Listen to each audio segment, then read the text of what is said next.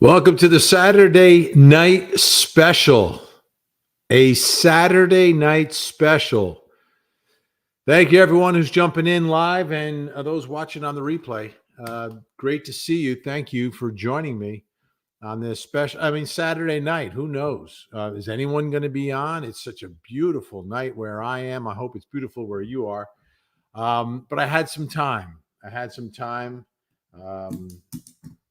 Nobody's around the house really, just hanging out. So I figured I would go on and talk a little bit about the KarenRead trial. Let me start here with my background. I'm a former prosecutor. That's what I did inside the courtroom. That's the way I see the world. That's the way I see cases. That's the filter I use. But I also draw upon that experience in my analysis of cases, whether I'm analyzing a witness's credibility or the way a case is being tried. I've also been working at court TV for a long time. No one has worked at court TV longer than I have on the air. So I've seen hundreds and hundreds and hundreds of trials and covered them and analyzed them and seen the best, seen the worst, seen what works, what doesn't work, and when there are problems. And right now, for the prosecution, because it's their case. It is their case. It's a mess. It's a mess. I think that's obvious to everyone watching. Doesn't mean that it's over by any means, okay? Let me just premise everything I'm going to say here does not exclude the chance that prosecutors can win this case. First of all, no one knows what this jury is thinking. We don't know these jurors. We don't know what the dynamic is going to be with this jury. That's number one. And number two, the evidence, depending upon what you believe as a juror, the evidence will be there. The evidence will be there. The question will be, is it credible evidence? Is there a reasonable alternative explanation for some of this evidence? That's really the issue in the case. So it's not over. It's not over, but at this point of the case, you want to be kind of like way in the lead if you can as a prosecutor. And many times the prosecution is, because you're in the prosecution case. These are your witnesses. So things are not going fantastic. On the one hand. On the other hand, it's not a complete disaster. A lot of this stuff was anticipated to a certain extent, but there's some basic fundamental issues with this case that have added to and created the mess that it's in right now. And let me begin. The first one for me is the case that's being put in front of this jury is too defensive. It's a defensive prosecution. And I've seen it done a couple different ways. Like sometimes you have to prove a negative. Like sometimes you have to prove that a case wasn't self-defense in a self-defense case. So those prosecutions are defensive because they anticipate what the defense is and what they're saying, and they try to refute it in their case in chief. But this isn't a self-defense case. This is a some other dude did it defense. So before there's evidence of some other dude doing it, you have to prove your case.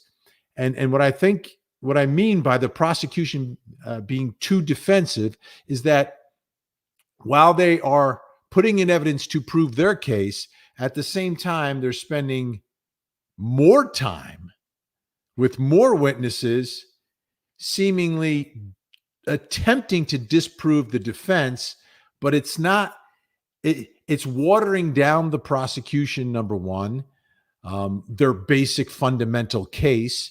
And number two, it's giving oxygen and air to the defense just by addressing it in terms of witness choice, the order in which you're presenting everything, and the complete story that you're telling. This was a hit and run, okay? According to the prosecution, this is a hit and run. Like, I guess, yes, it's important if Karen Read, if you have evidence of her drinking, but the evidence of everyone at the bar, everyone at the after party, and all of that is so completely um, not necessary and somewhat irrelevant to your case as the prosecutor, which is the hit and run. Now, there are some, and prosecutors have different approaches, and they know their juries best, right? A local prosecutor should know their jury better than anyone from the outside like me, right? Because I'm not practicing in this county in Massachusetts. So this prosecutor should know this jury better than anyone. But I've seen this before where there's like the case has become so large because of the allegations by the defense that it's like in the heads of the prosecution. And I don't think you need to go there yet. Like, I don't think you need to even refute anything. Just prove your case as precisely and concisely as possible, because it is a simple case. Your case is a woman is at a bar. She has a lot to drink. She's under the influence. She's in her car, and her car strikes her boyfriend, who's then knocked out and dies in the cold. Like, who was at the bar to the prosecution? Irrelevant. Who John O'Keefe was there with? Irrelevant. Karen Read drinking there? Yeah, that's relevant. So how quickly can you get in and out of those bars and establish what she had to drink and get to her blood alcohol content? And then put her behind the wheel of the car, put the car in front of the house close to where John O'Keefe's body was found, and you're done. And you're done. That's your case. Now, the other problem here is overcharging the case for murder. Is this really a murder case? Was this clearly was nothing that was planned. It would have to be like spur of the moment kind of murder. And now the prosecution has given themselves an extra hurdle, which is, again, you don't have to prove motive, but the jury's going to want a reason why Karen Read would hit John O'Keefe with her car. So now once you get into the world of murder, instead of what I believe should have been charged here based upon the alleged facts, now you've taken on more of a burden. Now that very precise case has to get a little bit bigger. Now you're getting into the evidence of what was happening in Aruba and what's going on with the relationship. And as a prosecutor, that's the last thing I would want, is to try to figure out this relationship and try to argue some level of a motive. Because, and I've been saying this throughout, I don't think anyone who knew John O'Keefe would want to take John O'Keefe's life. Whoever, if someone wanted to do that, and everyone who's being accused of that is, in this case, the fingers pointing both sides, knows that he has taken on the responsibility of parenting two orphans. So whoever takes John O'Keefe's life is re-orphaning two children. Like, that's next level evil and cold and brutal. And is that what we really think? Like, when he sat down, does he really think that she wanted those children to be re-orphaned? That's like, and that's what the jury's going to have to believe. Because she knows this situation very well. She knows what John's been doing and raising these children who lost both parents. And now to take their parent again? Wow. That's cold. And again, as a prosecutor, your job is not to see if I can prosecute someone for as much as I can. You should prosecute them for what the evidence shows and what you believe the truth is and what you believe you can prove. So I think that overcharge, like manslaughter while operating a vehicle, is 5 to 20, which is significant time, extremely significant time. And seems to me match up much better with the alleged facts in this case. And the other thing that you would do as a prosecutor, if you charge that, then all of a sudden the motive is out the window. Now, do you know who has to try to convince this jury there's a motive? The defense. That someone else who knew John O'Keefe would want to do that to those children. That all these people would want him out of the way and have those children lose another parent. See, I think that's a tough sell in this case. I think it's a real tough sell. And the prosecution has taken that on by what they've charged here. And they could have left that alone and let the defense try to make that argument. But now they're in the same place as the defense. And the tie ends up going to the defense in a trial because you've got the burden beyond a reasonable doubt, any reasonable doubt.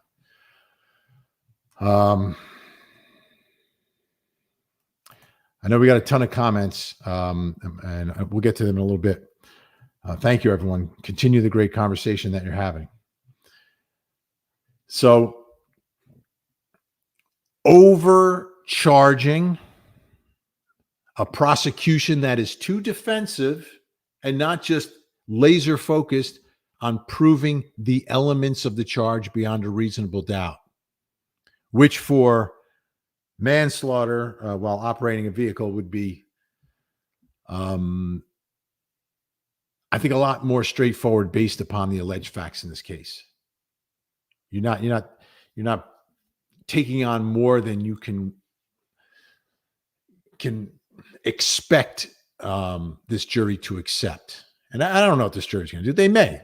Like I said, I don't know what those 12 people are going to do who are going to make this decision. No one knows. As a matter of fact, they don't even know right now. They don't know what they're going to do. I think something else that has happened here, to a lesser extent, because that case was more complicated, but it's like a O.J. Simpson situation. That was a 9-month trial. Why? I don't know. Maybe it was a little over-tried. And when I say over-trying a case, I mean putting on witnesses who don't add much, witnesses who are redundant. Like, you don't have to call every witness who saw everything when you're trying a case. And I know sometimes prosecutors are worried. They're worried about two things. Ooh, if I don't call all these witnesses, the jury won't have all the information. And then they're also afraid of the defense calling witnesses and then saying that you're trying to hide them, right? So you're concerned about that. You want to be transparent. But you also want to just prove your case with what you need. You know, how do I prove these specific elements of the case? And, why do I need to call these other people? Why? Like, what do they have to do with the price of tea in China? Like, they have a lot to do with the alleged conspiracy. Everyone that's called here. That's what I mean. They're being too defensive. Like, you're calling the witnesses they need to refute what they're trying to prove by trying to say, look, nothing to see here. I'll put them all out there. And I get it. I'll call them all. They have nothing to hide. They're all telling the truth. There's no conspiracy here. It's ridiculous. So I'll just call all these witnesses. But then you call all these witnesses, they all get cross-examined. And as they all get cross-examined, all of a sudden, all the things that the defense wants to bring out are coming out during your case as the prosecutor. Coming out in your case through your witnesses. Now, they can call the witnesses, right? Whether it's Colin Albert, other people involved in this case, they can subpoena them and call them. But what happens when they call them? When they call them, they have to use direct examination, which is much different than cross-examination. And I'm sure most of you know the difference, but I'll just explain it to you quickly here so you understand the advantages.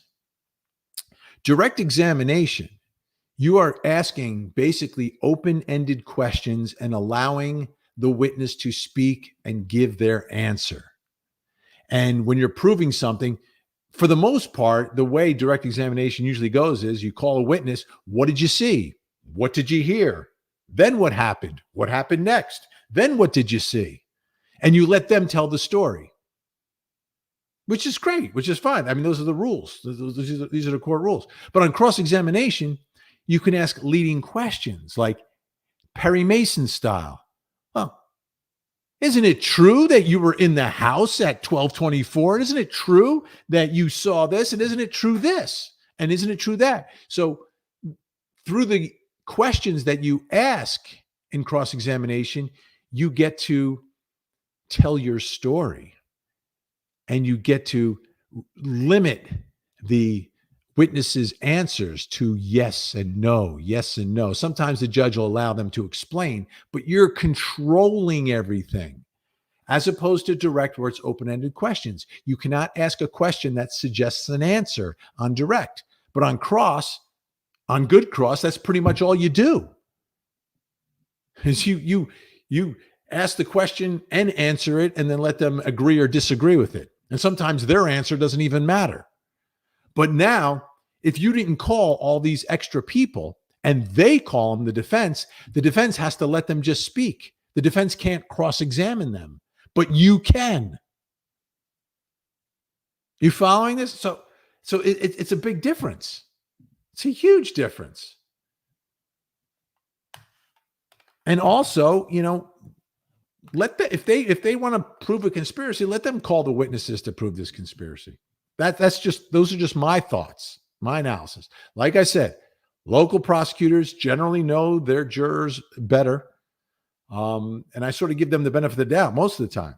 But because this thing is a mess right now, and it's taking a lot longer, I don't think longer is better for the prosecution in this particular case, because their case, as I keep coming back to, is just a relatively simple hit and run.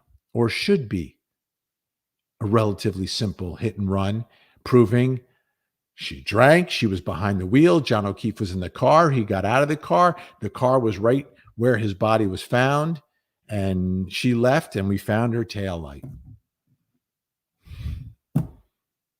Right? I mean, it's not much more than that, but we got a lot more than that.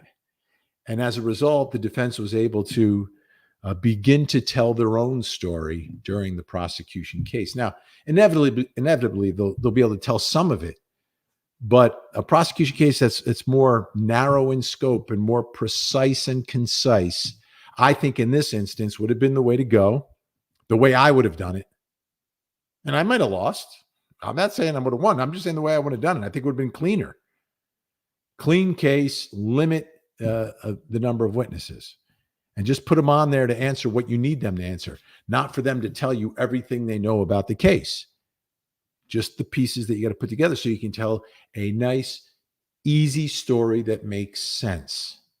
But now the story is much longer, much more involved, much more convoluted, and we're only in the prosecution case. So that's another reason why I believe it's a mess. Too defensive, over trying a simple case, and overcharging right out of the box. Then there's something else. It's also the way the witnesses are telling their stories. The questions are a little long and sometimes confusing for the witnesses. And again, I think it's the prosecutor overthinking it and being overly concerned with the defense case. So he's trying to sort of lay things out in a way that is refuting the conspiracy at the same time he's proving his case as he asks these questions, but it's not translating that way in front of the jury. Like the jury doesn't know as much as all we know. that have read all the court papers and watched the pretrial hearings and talked to people and seen evidence that may not be admissible in the case. The jury only knows what they hear inside the courtroom.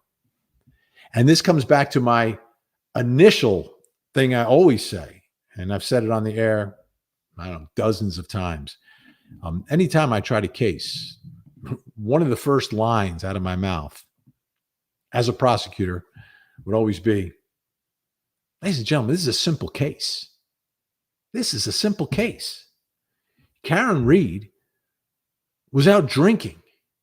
It's a simple case is what I would say, but now I'll tell you how simple you have to make this.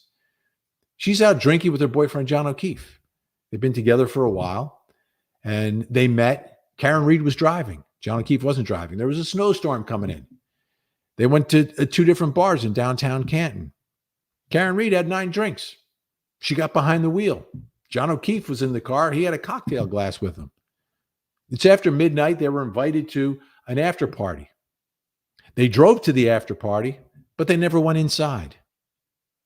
Something happened in that car. Perhaps a fight. We don't know. We weren't there. But what we do know is that when John O'Keefe got out of that car, KarenRead struck him with her car. Now, ladies and gentlemen, I don't know if she did it on purpose or if it was an accident, but it's clear that she did it. It's clear that she was drinking. And it's clear that John O'Keefe died in the yard right where her car was seen before she left. That's how simple. That's how simple I would have made all this. And then when the defense comes in with everything else, you deal with it. You deal with it and you pick it apart. But you make them have to prove things like a reason to go after John O'Keefe. I would never, in this case, have placed that extra burden on myself to prove that KarenRead needed a reason to do that to those children. Because that's like, whoa, that is like next level cold stuff. But that's why I think this is a mess, because it's become more complicated than it should be. And I think the charges are more than they should be as well. So having taken on and indicted for the upper charge, now you've got to explain to the jury why she would do it. You have to. And then it starts to get a little messy. Like, is that really a reason? Is that really a reason? Like some jealousy? Because if you're talking about jealousy, they're not married. They have no children together. There's no money to fight over. There's nothing. Like, it would just have to be out of spite. Like, just straight up spite. Like, I'm so mad at you.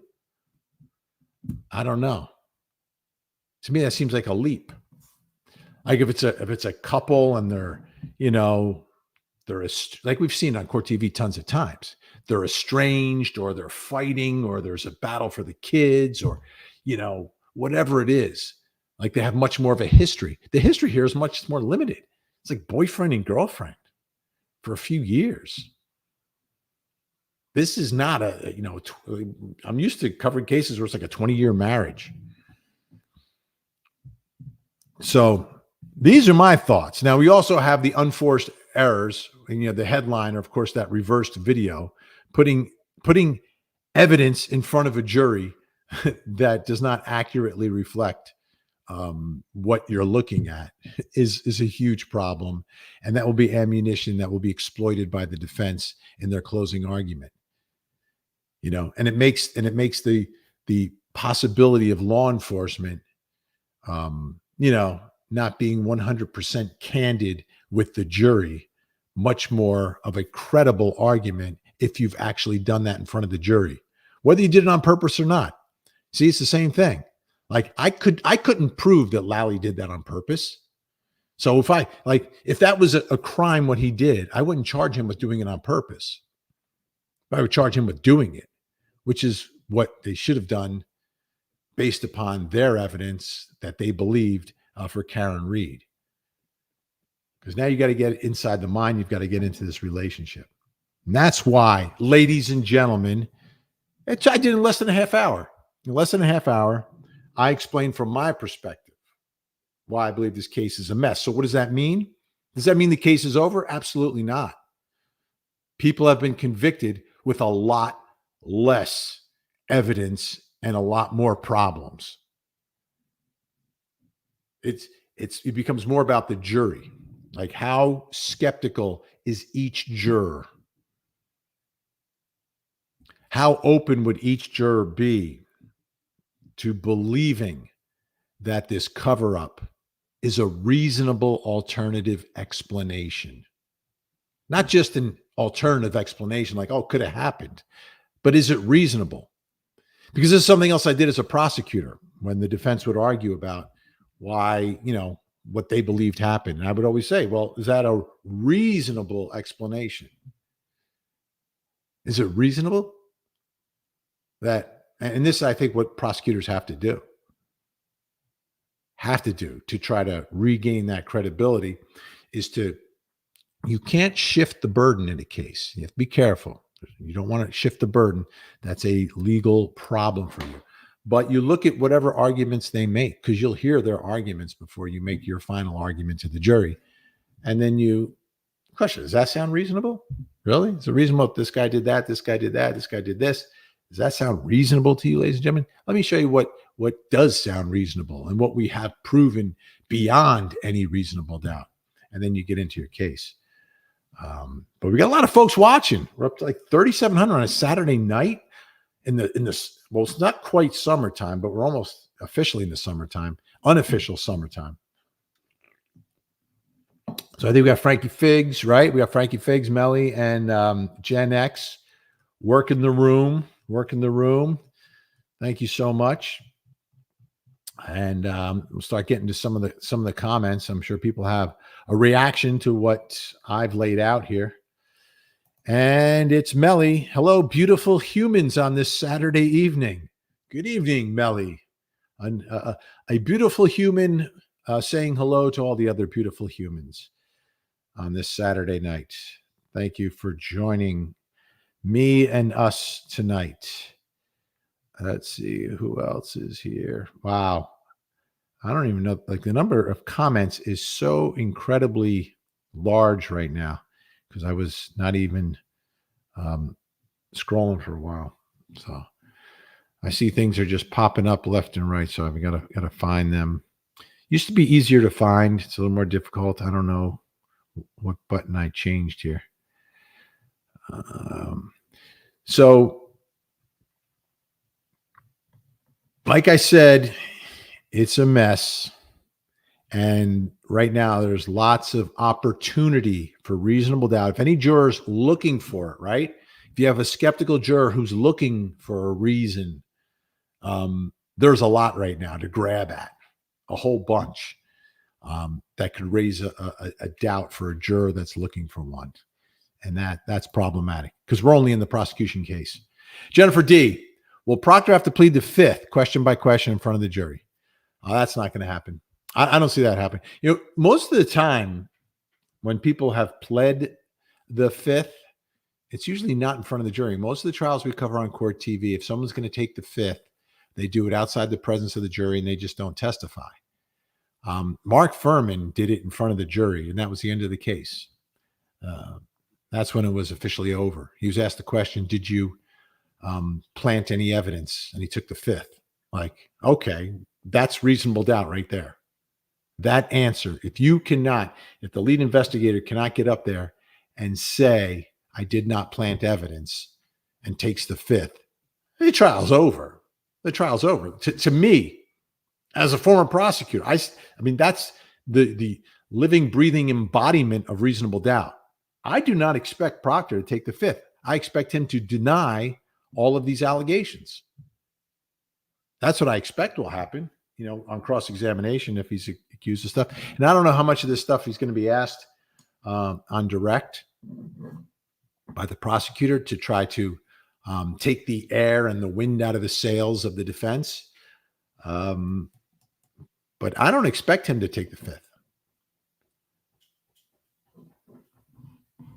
But we'll see. He may. I mean, if he does and does it in front of the jury, it's over. It's over. That is officially game over if that happens. But I am not expecting that. I think there's going to be a denial. Oh, there is one other reason, and I think this will probably apply to Proctor and the others. Another reason this case is a mess for the prosecution is, and this has been mostly people who were at the house, at the party, etc. But you've had witnesses who've been on the stand and they're mad and they're angry. Now, if they've all been falsely accused of things by the defense and other people on social media, they have a right to be angry. But like I said, the only thing the jury knows is what they see and hear inside the courtroom. And if your witnesses are coming off as like there's something wrong, right? Either like they're like a little too uncooperative, a little too slippery. I don't know if you hear the dogs, 2 dogs upstairs. Anytime someone walks by the house, boop, boop. I only have 1 dog, but he's got a friend that's over tonight. Anyhow, if you have witnesses who look like they're angry about something and it's not clear to you or you don't understand that, it can impact their credibility and it can impact the way the jury sees them. And that makes another mess for the prosecution. Now, I'm not saying that if you've been wrongfully accused of being involved with this and you feel like you've been harassed, etc., that you don't have a right to be mad. You absolutely do. I'm just telling you the impact that it has on the case. It becomes a self-fulfilling prophecy almost. Like if someone's been accused of something like so much, and then they come in the courtroom and they act like this, and they're given the faces and the eyebrow, and maybe not admitting to something or fighting attorneys on everything, and the jury's going to get a vibe from that. And that vibe might be like, something's off here. Something's off. And the only thing that's off may be that they're really upset about what has happened to them. And it's going to have the impact of messing up the prosecution's case and giving, again, more of an opportunity for a jury to find reasonable doubt and to not believe witnesses, even if they're telling the 100% truth because of the way that they appear in court. I hope I'm making this clear. I'm not accusing anyone of lying. I'm not accusing anyone of anything. I'm just telling you the way it's coming across in court. And even if the reason is I'm just angry that my life's been turned upside down. And I've done nothing wrong. And I'm angry and I'm in court. You're entitled. But at the end of the day, that could impact the way the jury sees your testimony and the way the jury sees the prosecution case, because they're all the prosecutor's witnesses. So that's another reason that I believe the case is a mess. And that all has to do with the buildup to where we are now at this trial. Thank you, Jennifer D. June. Sometimes I think the Commonwealth didn't expect the case under the microscope with AJ and Yannetti. If she did it, investigation shouldn't be like that, Benny. And I think and I'm trying to get the true vibe of what you're saying here, June, and thank you for the comment. Is that, was the prosecution prepared for all this? I don't think they were prepared for it to happen until it happened. And it happened before the trial, but the case wasn't investigated like they were expecting this level of defense. And I think you're right on, June. I think you're right on. See, now the truth is, there are a lot of cases that take place in jurisdictions where you have police forces that don't have to investigate a lot of cases like this because they're nice places to live. And things like this don't happen that often. In those cases, you bring in the help as soon as you can, which is what they did in Moscow, Idaho, in the case involving the Idaho students.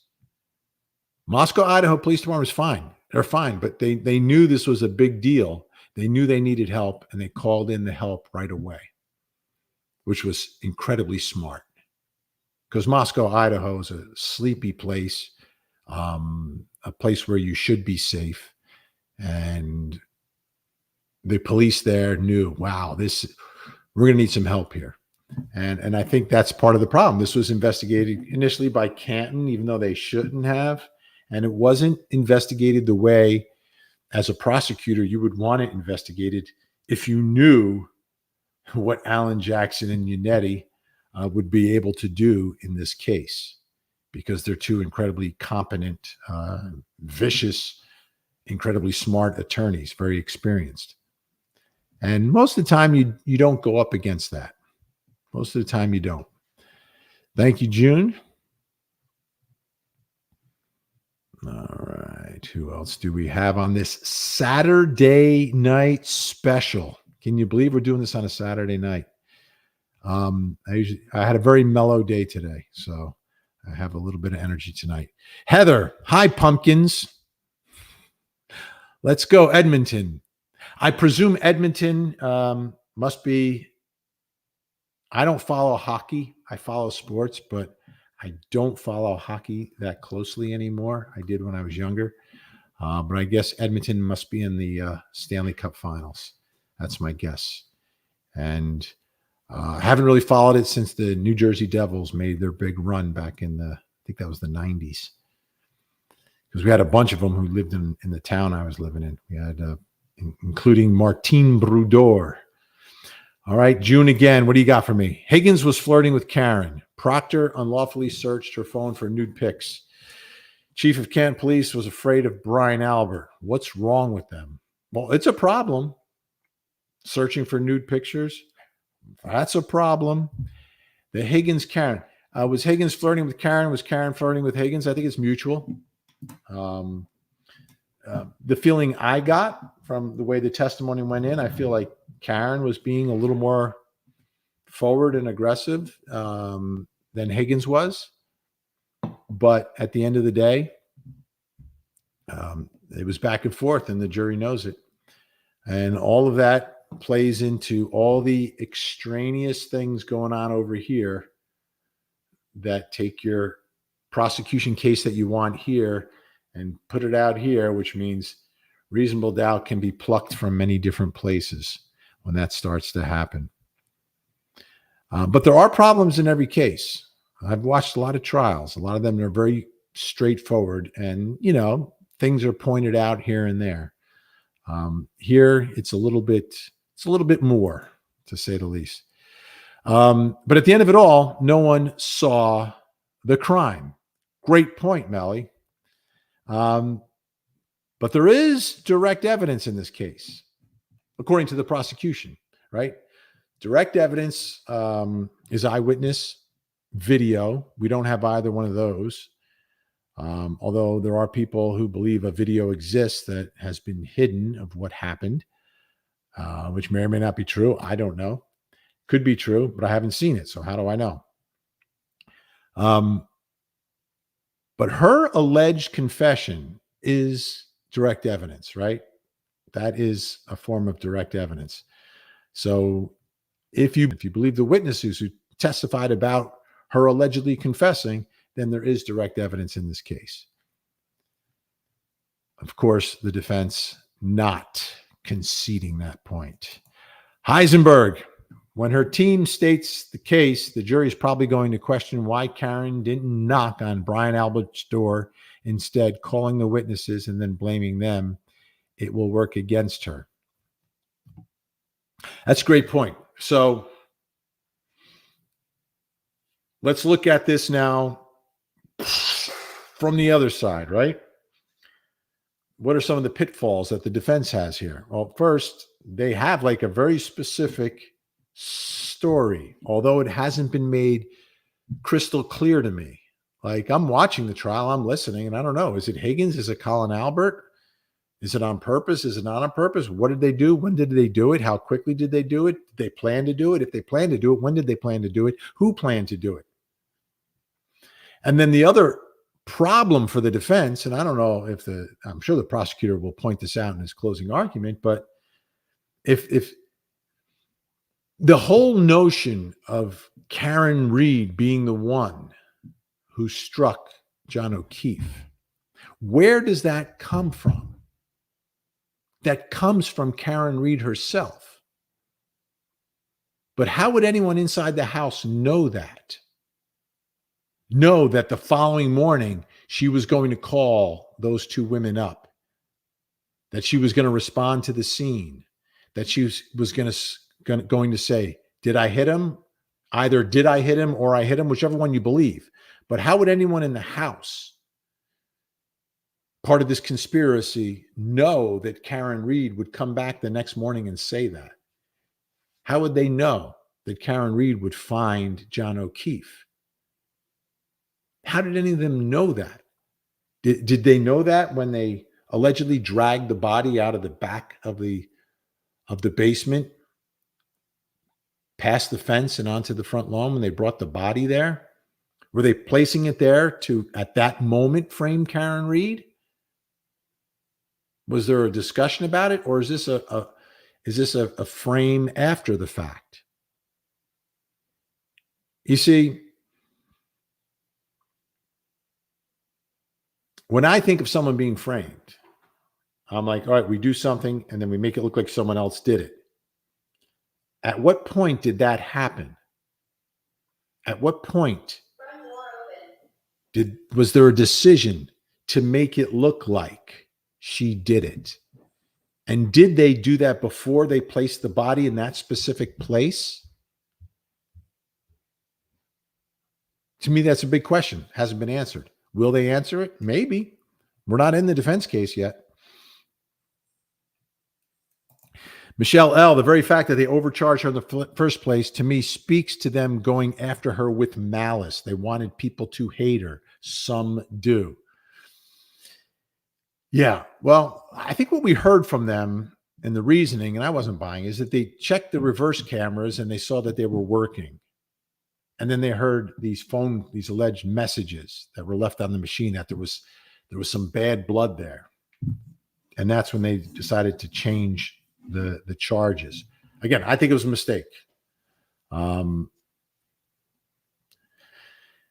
Sometimes the mentality of prosecutors is to do that upper charge. That way we don't have to try the case. We'll offer a plea offer of something else, something less than the top charge. It's like a bargaining chip. But when there's no bargain struck, now you're stuck and you got to try that case. I think they still may win the case and they may find her guilty of the top charge. But I think you've made it a lot more difficult in going that route. Kubi, happy summer. Yes. Who doesn't love summer? Love summer. For me, summer starts Memorial Day weekend. I grew up in New Jersey, and that's the official start of summer. It was always Memorial Day weekend. When you're growing up, get in the car with your buddies. That's when you go down the shore, regardless of what the temperature is. You go down the shore. Some years it's like, 50 degrees, but you're still down the shore. So happy summer. June, thinking more. I was thinking they hadn't known who hit him drunk, maybe found him. But when she admitted all options and nothing, the defense is showing witnesses are lying, something so defensive. So June is saying that the plan sort of comes together when she is there the following morning saying, did I hit him? Did I hit him? And that's when the plan really takes hold, and then it sort of grows from that point forward. But why place the body in that particular place? What was the thinking there? And here we go. I know, Jesse Moore, you got to get Dave Cullinane on your podcast. Dave Cullinane, got to get him on. You'll be surprised someday I'm going to get him on. Thanks so much, Jesse. Anna M. OJ at least didn't blame a bunch of innocent people, including college and high school kids. This will haunt these kids for the rest of their lives, especially with the internet, right? It's there forever. It's there forever. No, OJ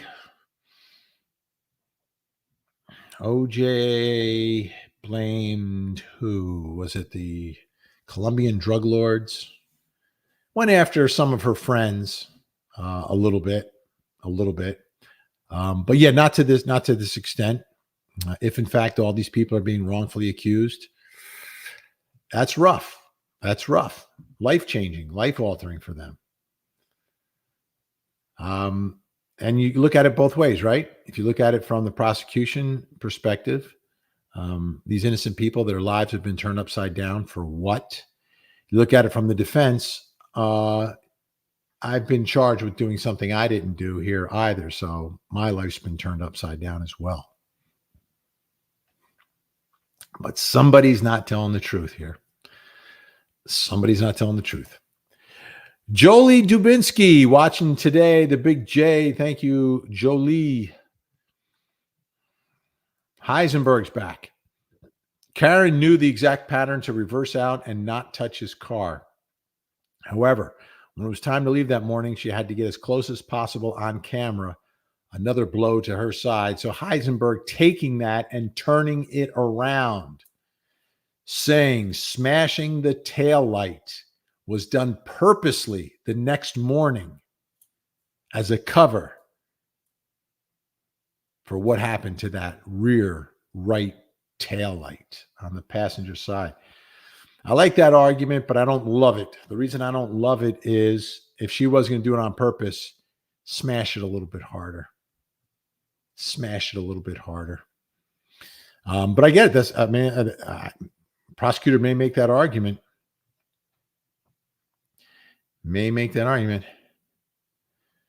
Let's see what else is going on.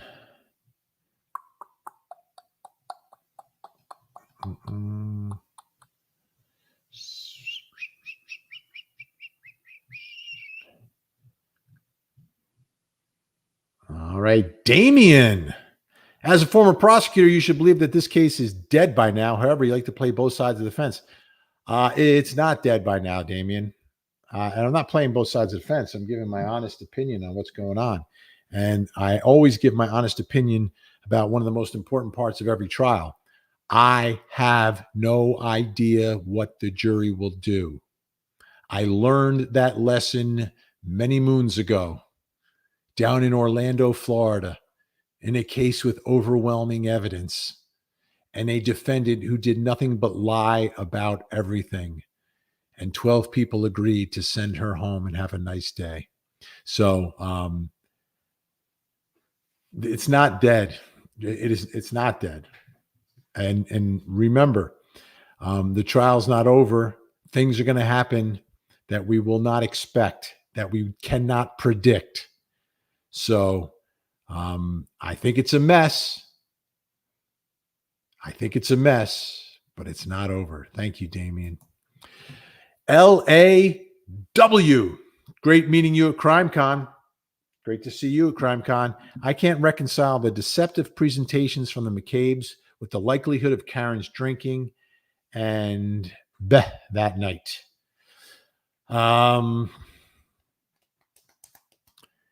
Right? So this gets back to something that I said before. The way the witnesses have been testifying, whether they're telling the truth or not, their demeanor, they're in a place they're not happy. They're a little angry. And I think that's coming out. And that is not helping the prosecution because the witnesses they are calling look like they've got like some sort of chip on their shoulder. They've got a problem with everything happening here. And why is that? Right? And Karen's drinking, right? So the evidence prosecutor is going to argue is, I believe, 9 drinks. The blood alcohol, some range, you can't pinpoint it exactly because of burn off, etc.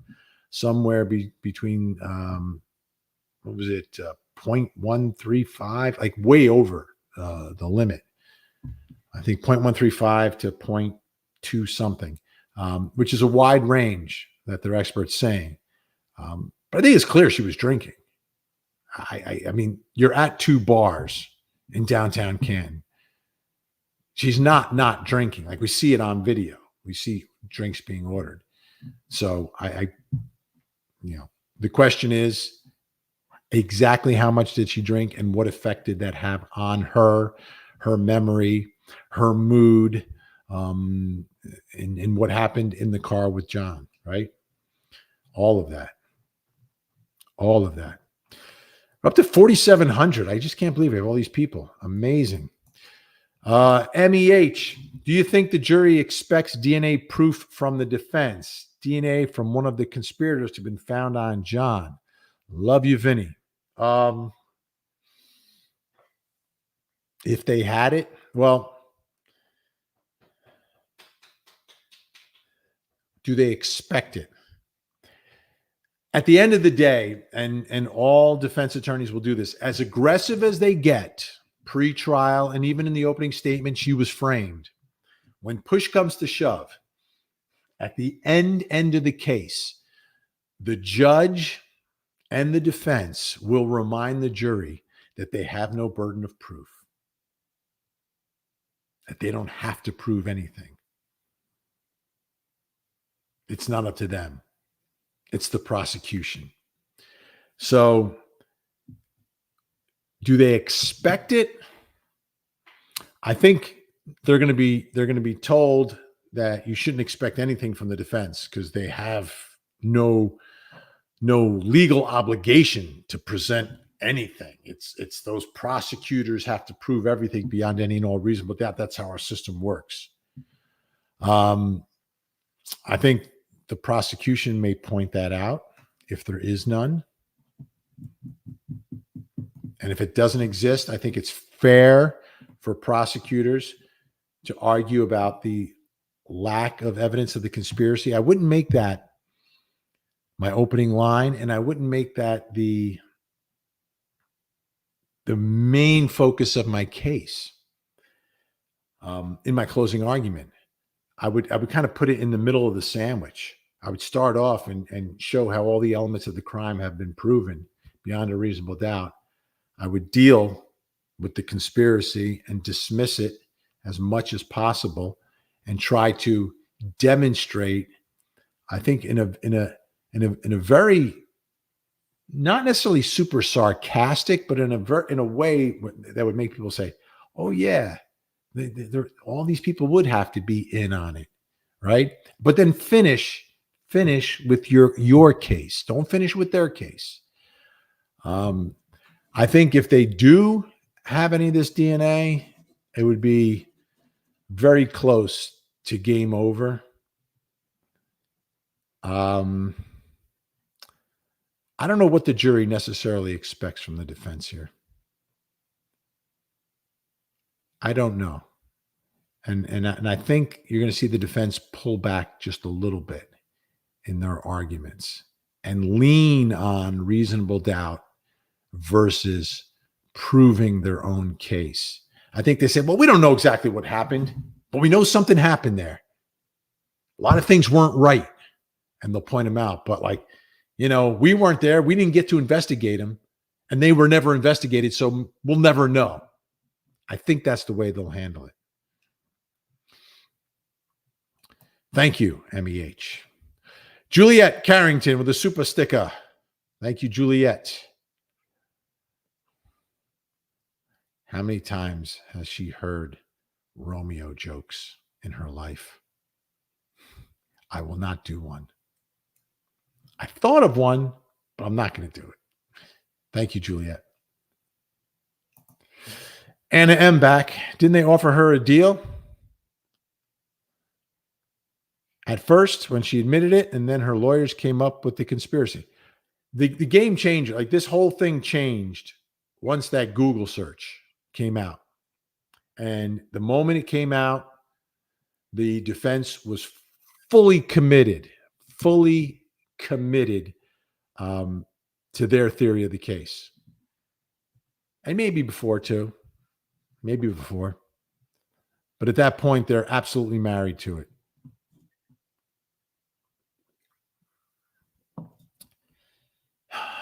And that, if they offer, she refuses,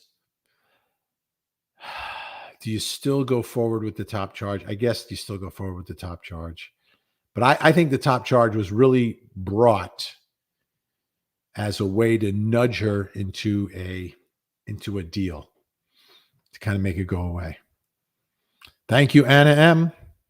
Q, reasonable doubt lives here. I love the emoji. That's a good line. I've heard lawyers say that. It's one of the famous cases too. Was that it might have been in the one down in Orlando? That line was used. Reasonable doubt lives here. PJ, thanks for just being honest. That's all I can do. Thank you, PJ. Thank you. Oh, we might crack 5,000 here, folks. By the way, we're simulcasting Facebook, YouTube, Twitch, and X all at once. You can comment on any of those platforms. Lou Sa. Vinny, I'm in Massachusetts, 40 minutes from Canton, following this case from the beginning. You were one of the only ones reporting on this news when we were also desperate for attention to this mess. Thank you. Thank you, Lou. First time I heard the story, and then it was after one of the initial hearings. It was David Yannetti gave a quick little press conference. It wasn't even a press conference. I think he was just talking to one member of the media outside the courthouse, and he said something, and I was like, "Ooh, wait a minute. There's something going on here. There's something going on here. We need to get in on this." And it's interesting because when I was at not this crime con, but the crime con before, there were a lot of people who didn't know about this case, and I was telling people about it, including one of the networks that covers a lot of trials. Knew nothing about this case, and I was like, "Hey, you guys should get on this. This is a real case. There's a lot going on here." All right, here is Pillar. Jen's Google search, screenshot of text messages between Allie and Colin with blatant errors, butt dials, destroyed phones in 21 days in Commonwealth, still hasn't told us how it happened. You said it better than I did. Pilar. Is it Pilar? Pilar. Coelho. Pilar Coelho. Absolutely, right? All this stuff is happening in the prosecution's case. All this in the prosecution case. That's a problem. That is a problem, and that's why it's a mess. Right now, because everything that we're saying out loud, the jury is having an internal conversation with themselves about all this. I don't think you want that internal conversation during your case. At some point, they're going to have it through the defense. But if they're having it in your case, it makes it's murky. It's murky. It's about everything except what you're really alleging here. Mess. We cracked 5,000 on a Saturday night. How about that? All right, we've got Love Boston. Theoretically, if Karen Read is found innocent, I wonder if we will get justice for the murder of John O'Keefe. Okay, Officer John O'Keefe. Now, technically, you're not found innocent. You are, but you aren't. The verdict is not guilty, meaning it wasn't proven, right, beyond a reasonable doubt. They don't find you innocent, but your innocence is presumed, right? Every criminal defendant is presumed innocent until the prosecution in court overcomes that presumption and proves them guilty beyond a reasonable doubt. So if they don't prove it beyond a reasonable doubt, they are found not guilty, and that presumption of innocence remains. So in one way, yes, you are found innocent, or you're left innocent or presumed innocent. but you're not actually like proven innocent, if you know what I mean. The only time we have people that are proven innocent um, are in those cases. A lot of those cases, like the Innocence Project was a part of, where you're having, you go into court, and it's not that you win an appeal, it's that you go in and you demonstrate to the judge that someone else did this, my client didn't do it, and then you have the conviction overturned and thrown out. So we will not, no, if she's found not guilty, it's over. It's the end of it. It's over. There will be no more. Will there be civil cases? Will someone bring a civil case for something and try to prove something in a civil court? Maybe. But trust me, law enforcement will not charge anyone else. This is it. That I could, I never want to guarantee anything, but that's the closest thing to a guarantee I can give you. Is if she's found not guilty, it's over. Boston Skipper. Why hasn't anyone brought up the fact that Berkowitz traveled to New York City with those guys for the fallen officer's funeral? Interesting that hasn't come up. It likely will come up when he testifies. From the Boston Skipper.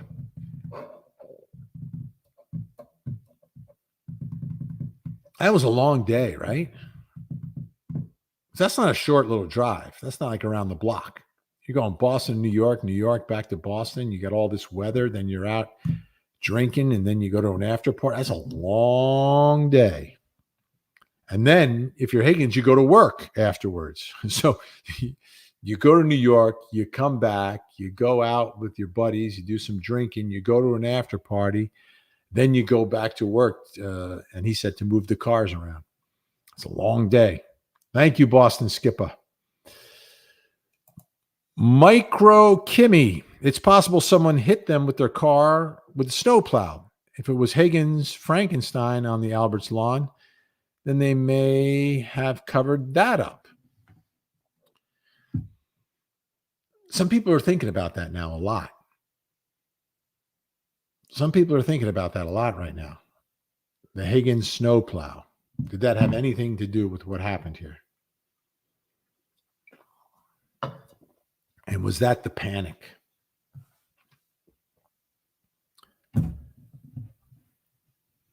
Maybe.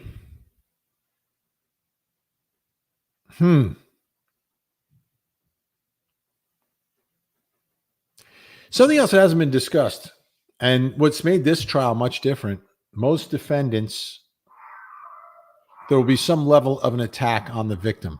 We haven't seen that here for John O'Keefe. Like I said, who's going to attack John O'Keefe? But we haven't seen that at this trial, which is interesting, right? You mentioned, now, KarenRead said she saw him walk inside, though, walk to the door in the television interview. So I think that's her story, right? She's not going to say something different on TV than she would somewhere else. She wouldn't lie on TV. So if he walks to the door, how could he get hit by a snowplow? Except maybe on the way out. But on the way out, where's he going? With whom is he going? Right? So that's the problem I have with that. Unless you don't believe KarenRead in the TV interview that John O'Keefe went up to the door. Then that would put him still potentially on the lawn. Maybe he falls. Maybe he had a little too much to drink and he fell. I don't know. Rose, Vinny, I'm Delco, Pennsylvania born. Yes, it's still spring and can't wait to go down the shore. Question. How can the prosecution overcome this trash investigation? Well, they can. You've got to attempt to bring in a very strong common sense argument. You've got to get the jury absolutely focused on your theory, and you've got to explain and dismiss and make the conspiracy allegations seem extremely far-fetched. And a lot of that's got to be through argument because everything's sort of coming out, right? And I would use a visual in my closing argument. I would use a visual. One, I would use it to lay out the elements of the crime for the jury and demonstrate how you proved it to them. But then I would take the conspiracy and I would make it look ridiculous on one of those big boards with pieces of string and just say, ladies and gentlemen, did we really think this happened here? Right? I mean, that's one way. I don't know. I don't think that's their style, this prosecutor and this prosecution team, but that's how I would do it.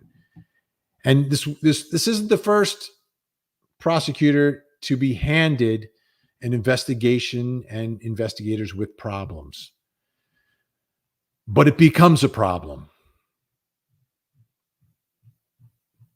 Jurors don't like it. They're not going to like Proctor with the nude stuff. That's a problem. Hannah O'Neill, love your thoughts. But even if the defense is SODIT, defense doesn't make perfect sense, it's not their burden to prove just that it could happen. Not that just that it could happen, but that it's a reasonable alternative explanation for what happened. Because anything's possible, right? You can't disprove everything. Like anything's possible. But the question is this a reasonable explanation? And reasonable is something that each juror decides for themselves. Reasonable doubt and what it really means, each juror figures out for themselves. That's why knowing these jurors, if we all knew these jurors, we would know a lot more, but we don't.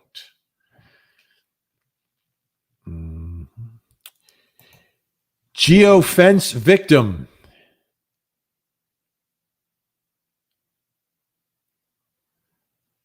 Just a correction. You asked, how could perpetrators know KarenRead would come back? The women went and got Karen from John's house that morning. They took her to Fairview where she then found him. Well, didn't she first drive to McCabe's and then they drove to hers, dropped off the car, and then drove together there. And they made another stop, like they're driving around the neighborhood. That's the argument you got to make. That's the argument you got to make. So did they know? Here's the question, right? Did they know that was it part of the plan that night by placing the body there that they would drive her back to the scene? When, right? Was that coordinated? To me, I need to know and understand from the defense the timing of this framing of KarenRead versus the placement of the body. And did that or did that not have an impact on the place? Like, why was the body placed in that particular particular location?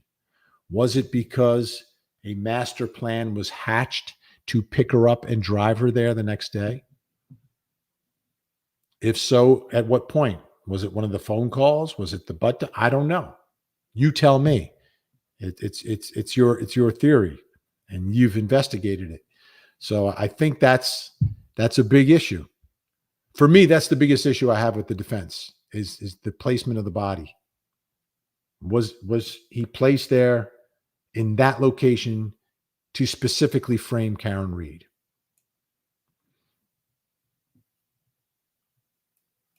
Or is this a happy fact, like a happy coincidence that, oh, the body's there, that's where her car was, and that'll work perfectly now that she has asked if she hit him? Crystal Dolschel, Hey, Vinny, I've been watching you since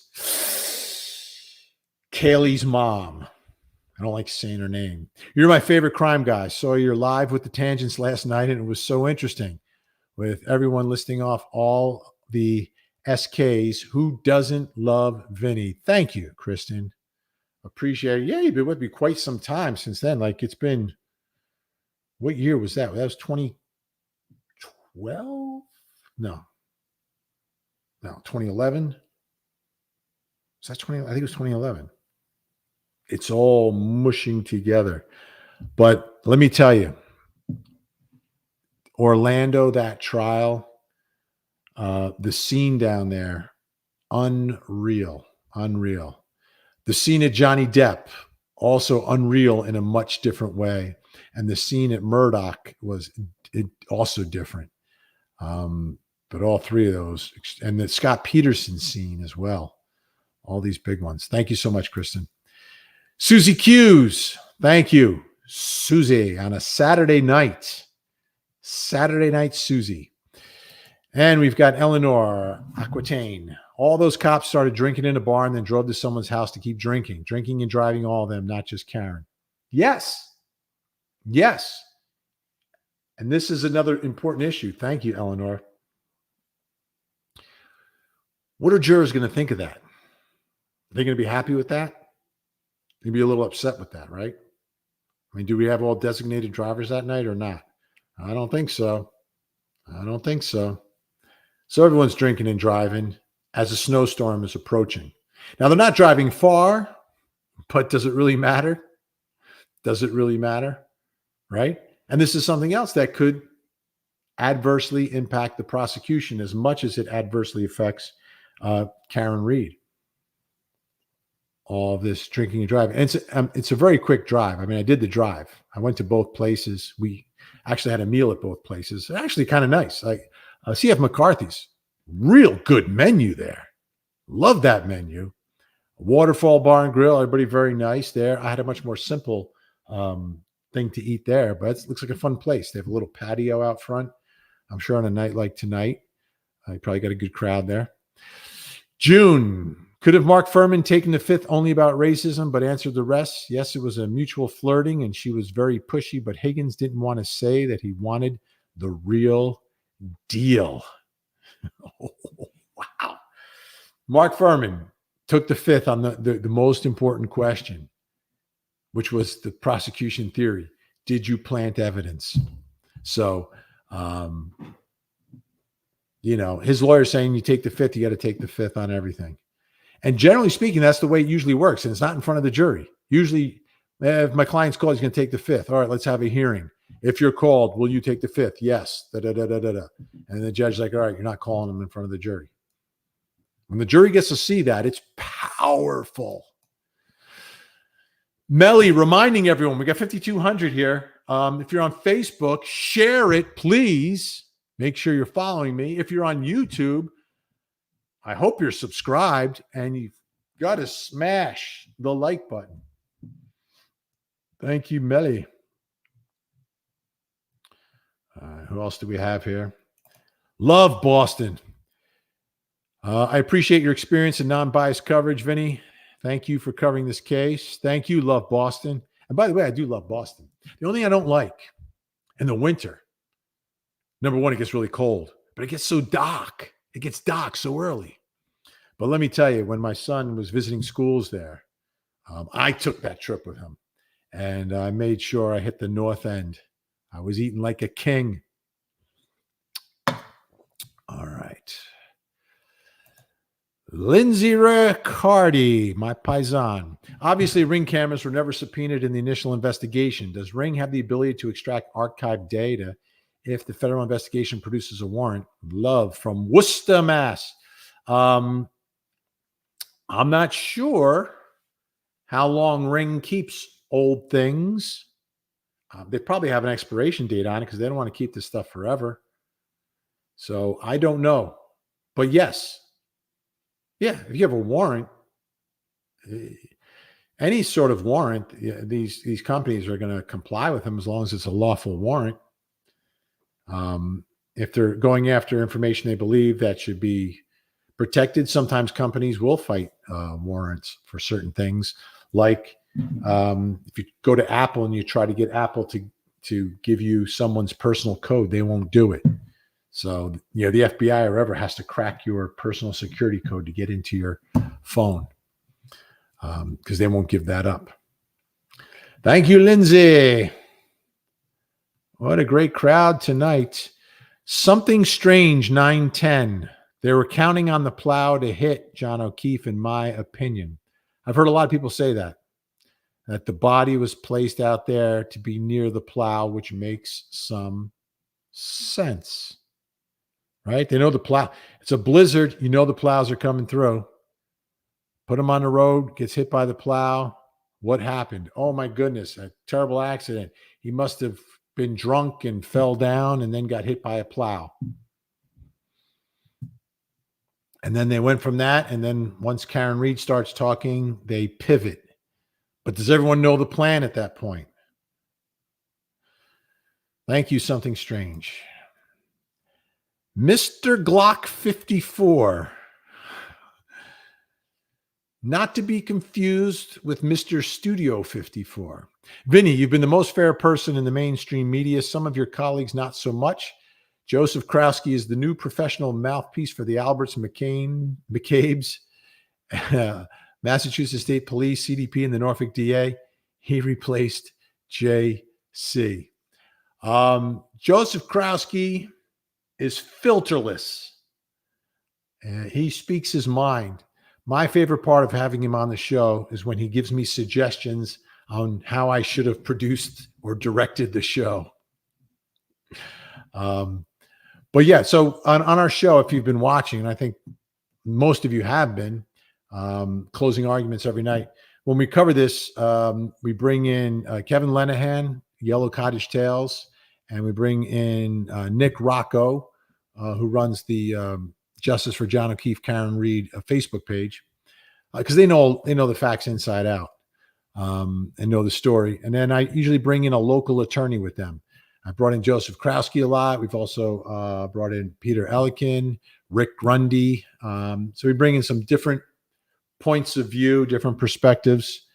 And it's been interesting because we try to get all sides on and have someone there who knows the local law. And we've got June. Karen de facto did it, but I'm sure Lally can prove it. I'm not sure Lally can prove it, in my opinion. And that's a problem, right? And then I'm not giving my opinion on what I believe, but if you feel like June, right, and you feel that she did it, but Lally can't prove it, then you have a not guilty verdict, which does not equal innocent, just means not guilty. Presumed innocent, but not proven innocent in the eyes of June. I get you. Let's see. Oh, Pilar Colho back. I bet the jury is thankful that the defense is helping them make sense of what Lally is talking about.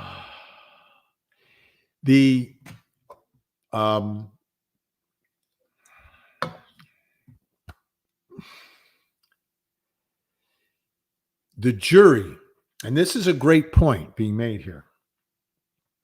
In a complicated, long case, this is where lawyering makes a big difference. And I made this point on my show the other night, and I forgot who was on, agreed with me, that in this case, there's some cases where the evidence speaks for itself and any competent lawyer can prove the case, and no superstar lawyer would be able to raise a reasonable doubt. There are cases like that, and I've covered them on Court TV.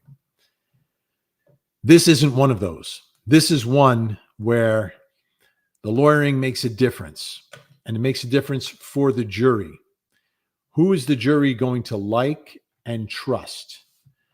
They're going to like and trust someone that they kind of like just by their personality. They're spending all these days and hours together in the courtroom. And it's also someone who explains things to them and makes things easier to understand, not more difficult, right?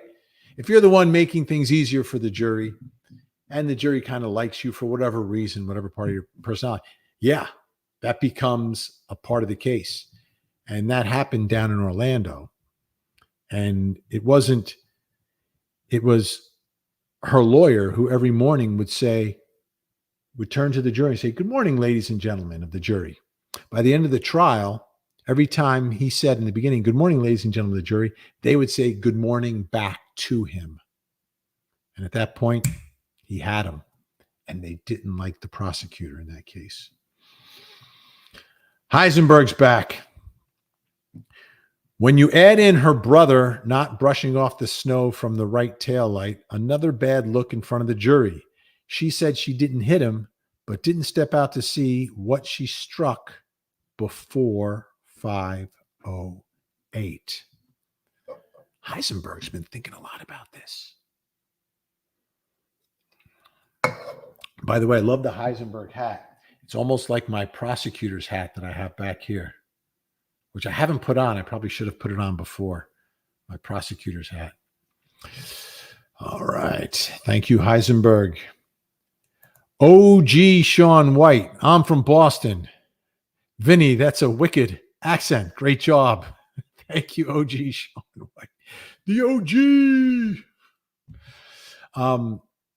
When I was a traveling correspondent for Court TV, when I first started Court TV back around the turn of the century, I loved traveling to different parts of the country, whether it was down south, the Midwest. But my favorite was being embedded in Boston for a month or two. And just like, because our crew, we would hire local crews back then. Now we have our own. But they would have the accent. Everyone in the courtroom would have the accent. And then you just pick it up. And one of my favorites, which is why I loved that show on Showtime. What was it? It was like the Boston version of The Sopranos. The name of the show is escaping me. He was the fixer. I'm sure everyone's going to post it right now. But I love that show. All right. Well, I haven't checked my blood sugar in a while here. Diana Lang is with us. I've never been more on the fence than I am on this case. Only thing that's clear to me so far is that John O'Keefe deserves so much better. I think we all can agree to that. We all can agree with that John O'Keefe deserves much better.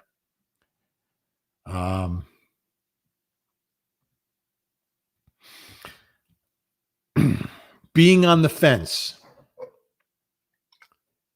It's happening at Court TV. I'll give you a little quick. I'm not going to name names, but behind the scenes every day, we talk about this stuff. The reason why I love the job that I do is I work with a staff that gets into the cases as much as I do. They live them, they breathe them. And every day at our meeting, as I'm getting ready for our show, we are literally debating the evidence. And, you know, I've got producers on my staff who've been going back and forth a little bit. Some are locked in what they believe, other ones going back and forth. And the bottom line with that is in a criminal courtroom where the prosecution carries the burden, that's a problem. You can't have people on the fence. Everyone's got to be on your side of the fence. On the fence is the definition of reasonable doubt. Thank you, Diana. A lot of comments here. Let's see. Who else do we have? What is that thumping noise? Thumping noise? I don't know what that thumping noise was before. Could have been my chair. What if it ends up dismissed with prejudice? Okay, beautiful messy ball. What if it ends up dismissed with prejudice? Okay. If the charges are dismissed with prejudice means jeopardy is attached. The case is over. It cannot be brought again. If something happens in this case and it's dismissed without prejudice, then prosecutors can recharge and re-bring the case. Okay? can retry KarenRead. But I don't think either one of those, and usually a case that's dismissed is dismissed by the judge because something happens, and something happens. And usually that is pre-trial when that happens, not usually during the trial. So we shall see. Thank you, beautiful, messy ball. Let's see. Chloe, Albert's revenge. He just has no lower body injuries, all doubt. And that's where it's going to be significant, right? When we bring in the experts, the medical examiners, accident reconstruction, those types of experts. Those are the ones who are going to have to explain the injuries. And those will be the ones who will explain to the jury, explain to us, explain to the world what these injuries actually mean, what they're consistent with. And obviously, as in many cases, each side's going to have their own expert, and you can decide credibility. And sometimes you can judge the credibility of an expert. Sometimes you just have to dismiss both of them and use common sense. And I think the common sense argument here helps the defense. So I think prosecutors need the expert more than the defense does here. Because I think a lot of people look at the autopsy pictures, the photos, and everything else and say, that's not what I would expect someone who got struck by a car to look like. So that's where you need the expert to say, well, actually it is. Actually it is. We'll see what those experts sound like. Everybody reports to seeing her car sitting out in front and moved forward a bit. So what did she do? Run him over and sit there in the car for 10 minutes? I was wondering about that as well, Michelle. Like, are prosecutors going to say when they believe this actually happened? And from the opening statement, they're talking about this digital evidence that they say puts the car in reverse, 60 feet, 24 miles an hour. My guess is that should be time stamped. So we'll see what time they're saying that happens. But that is a great point. And also, doesn't this case prove once again, like eyewitness testimony, very inconsistent all over the place? Like, was Higgins' snowplow truck there or not there? When the car pulls up to pick up Julie Nagel, where is Higgins' car there or is it not there? Is he gone already? Or is it, because he says it's all over the place, and the jury has to put it together. And that's where you need someone to help you put it together. That's called the prosecutor or the defense attorney, to try to marshal that evidence to tell a story that makes sense, that fits.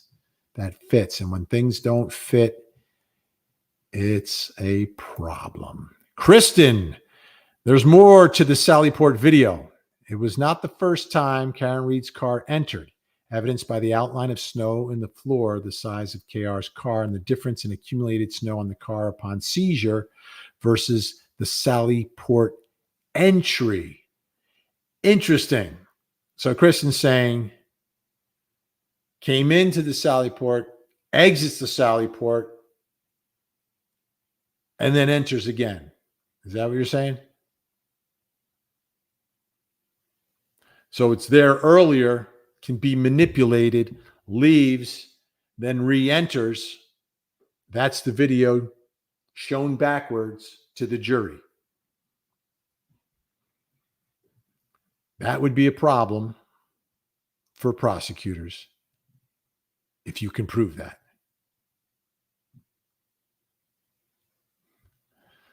Oh, June. I love Vinny. I have adored Vinny since I was a teen, which was what, like last year? Thank you, June.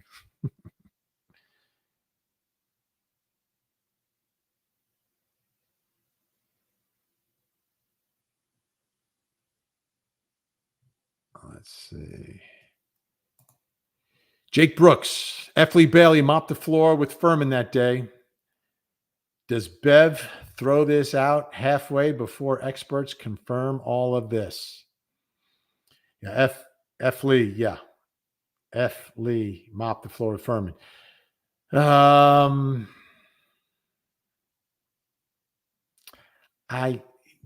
do not believe the judge is going to enter a judgment of acquittal. No. I don't think that's going to happen. I think the judge will let this go into the hands of the jury. Let the jury figure it out. Because remember, halfway through the trial, the way the law works is that all the evidence has to be perceived in the light most favorable to the prosecution at that moment. So if there's a piece of evidence that you can look at two ways, you have to look at it the way that it helps the prosecution. And you examine all the evidence that way and then evaluate whether there's enough for it to get to the jury. And almost every time there's enough to get it to the jury. It is super rare. Sometimes in a case where there's dozens of charges, a couple of charges might fall by the wayside. But to have the case gone, I wouldn't bank on it. I would not bank on it. To me, that's a long shot. Melly, Saturday Night Vibes. I'm here for it. Thank you, Vinny.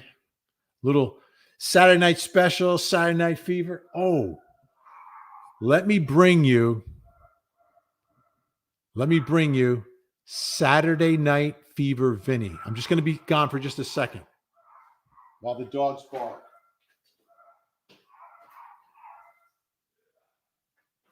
Ladies and gentlemen, this is your special treat for joining me on Saturday night. Saturday Night Fever Vinny. That's me back in the younger days. Saturday Night Fever Vinny is with you on this Saturday night. Take your screenshots. There you go. It's me back in the younger days. Thank you for reminding me, Melly. There we go. Let me tell you some great comments tonight. When alcohol is involved, a lot of unexpected things can happen. I don't think whoever fought with John meant to kill him, but drunkenly threw him out on the curb once things went down with no regard.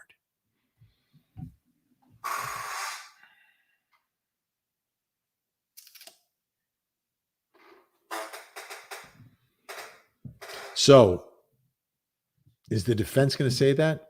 I don't know if they're going to say that because they said the word ambush, didn't they? Ambush. Planned, plotted. Inferring that that little boxing video at the waterfall was part of the preparation for getting ready. So, the unexpected would make sense. People drinking, kind of losing control a little bit. I get it. But that's not what the defense is really saying here. The defense is saying this was sort of a plan, a plot, an ambush, followed up by a frame job. So they're not going to argue it, but the jury could believe it. Remember, the jury doesn't have to accept either side what they're saying, what they're arguing. They just have to determine what the facts are and then apply the law to the facts. Right? It's not like they have multiple choice. It's either this or this. Well, it could be something over here in the middle. Maybe a lesser included charge, or maybe guilty for a reason other than what the prosecution is arguing, or not guilty for a reason other than the defense is arguing. So they don't have to buy what the other side is arguing. So if Stacy was on the jury, right? All right, here we go. Kent Young, who's looking great with the mustache. Kent, you look great. Loving the energy tonight, Vinny. You and I should hit the clubs one weekend. Hit the clubs. Yeah. I can only go to those oldies clubs now. I can't. It's hard. I'm trying to think the last time I did. It's been a while. It's been a while. But back in the day, Kent, back in the day. Back in the day, are you kidding me? Come on. Back in the day. Thank you, Kent. NDF. How can you have Kevin on your show? He's an extreme bully on Twitter. Both sides, fair, but not bullying. I get you. I get you. He doesn't bully me. Doesn't bully me. So, just a quick side note, and this happens a lot. Like I generally get along with everybody. So, how people are in their own space, whether it's YouTube, Twitter, wherever you are. I judge people by how they are when I'm with them, if you know what I mean. Unless it's like a convicted murderer or something. Okay, all right, a little different. But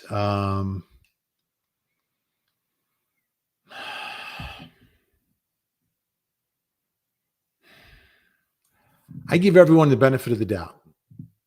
And I invite people on with different perspectives. And I think in this true crime world we live on social media, some people respond to things differently. Like some people respond to disagreement or criticism differently than I do. I embrace it because I've been doing this so long. I've been in the game like for decades in the true crime world, on TV, on Sirius XM radio, now, spending time on social media as well. So I'm used to, if you're in the public light, to having people that agree or disagree with you, and it's fine. And sometimes people get a little personal with me and I kind of laugh it off a little bit because, we don't know each other. So you're getting like, well, Vinny, you want to do this? No, not really, but that's your interpretation. So if you're getting that vibe from me, sometimes I'll take the time to explain and say, you think that I'm advocating X, Y, or Z, or I believe X, Y, or Z. A lot of times in direct messages, now I can't do it because since I've been doing this, there's just way too many of them to respond. But I would respond to a lot of them to explain a little bit. And I think once you explain and you start having a conversation with someone, things are better. But some people react other ways, and I can't control that. The only thing I can control with people on my show is when they're on my show and what they bring to the table. And I don't know how Kevin is on Twitter. He's never bullied me, but I know he knows the facts of the case, and he's studied the facts of the case, and he believes one side. Nick Rocco has studied the facts of the case. He knows the other side, and they can have a conversation and debate and bring up a lot of the nuance in the case. And I think that's important. So I hope that explains that. Here's Michael.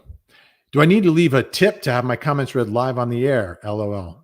No, you don't, Michael. But the people that do, I want to make sure I get to all of them because I don't want someone to have a super chat and then me not, ignore them. So I'm working through all of them.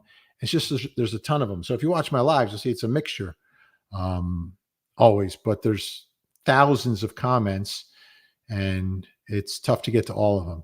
But the ones with the tips do have a different color, so they're easier to find. But thank you, Michael. No, you don't. So let's see.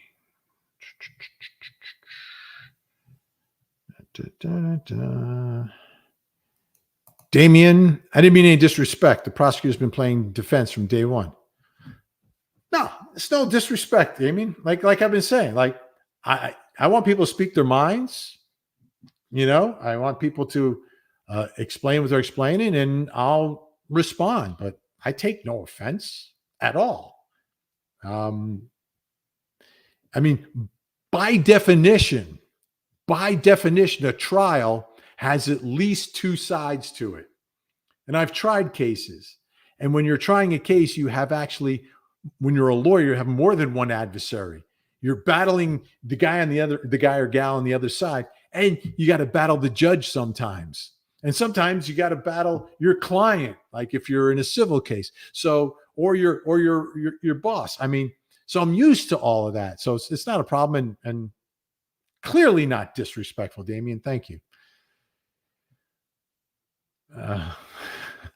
By the way, Kenny Powers is watching tonight, which is awesome. How funny was that show? That was a funny show. Lindsay Riccardi, I'm curious about how many other times Canton PD produced a mirrored version of the Sally Port footage requested for other investigations. That's a great question. To me, what I didn't understand was the timestamp was written like so you could read it, but the video was mirror image. So how does that happen? So so it wasn't like everything was correct and then it was all mirrored, because then the timestamp underneath would be mirrored. Something is funky about that system, or something was in a very intricate way manipulated. But as I said at the time, either way, it doesn't matter at this point because it wasn't explained on direct. So the damage was done. Ringo's granny. Thank you, Ringo's granny. I wonder if that's Ringo's star. By the way, big thanks, Frankie Figs, Melly, Gran X, Gen X, doing an unbelievable job tonight, keeping law and order. Sherry Collum, thank you, Sherry. Sherry, baby. Gotta love it. Jennifer Ganascio. Ganuscio.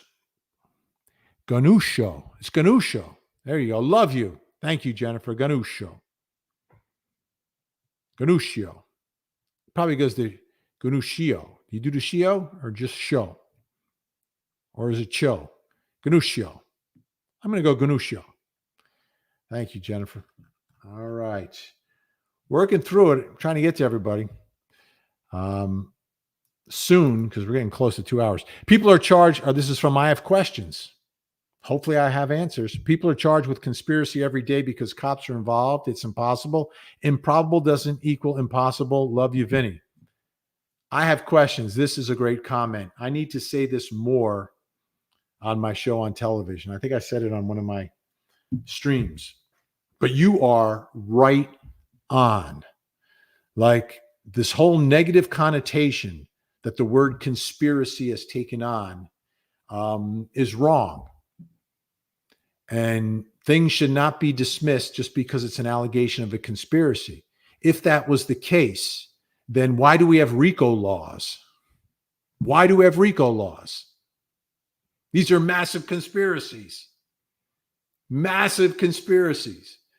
So law enforcement cannot say conspiracies do not exist because people are charged with conspiracy every single day in courtrooms across America.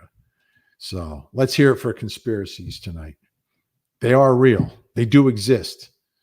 Just like anything else. Sometimes it's true, sometimes it's not. Heisenberg, her defense team is going to run into a very big problem with the Apple Health data. That alone will give her problems in a very big way. Her supporters literally have no idea what's coming soon. The Apple Health data.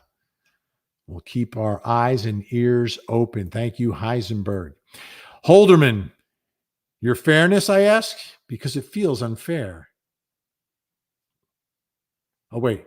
Love your fairness, I ask, because it feels unfair.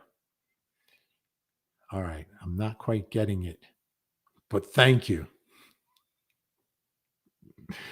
This is written in such a clever way that I haven't figured it out yet. But thank you, Holderman.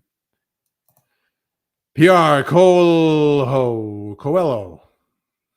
Vinny, not sure if you've discussed this yet, but do you have any thoughts regarding Lally's motion to quash the defense's expert witnesses?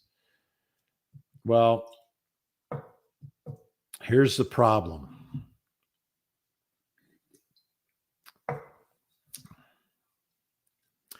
If the defense is not permitted to present a witness that they want to present, right?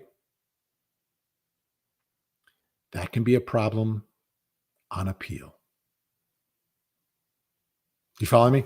And again, the only side that can appeal is the defense if they lose. If the prosecution loses, there is no appeal. So if the prosecution is successful in keeping defense witnesses from testifying, you may win the battle and lose the war. You'll weaken the defense, give yourself a better opportunity to win the conviction, but you open yourself up to a potential appellate issue, either the judge making an improper ruling, or if the problem is a result of a mistake made by the attorney, the client doesn't pay the price. You following me? So if I'm the judge, I'm not quashing an expert for the defense. I'm just not doing it. Because I want the final verdict to be the final verdict, whatever it is. I'm the judge. I don't care what it is. That should be the judge's approach in every case. It is what it is. It's the jury's decision. But you want to protect that jury's decision the best you can. And I think you put it at risk by limiting the defense from calling witnesses like an expert. Those are my thoughts on that.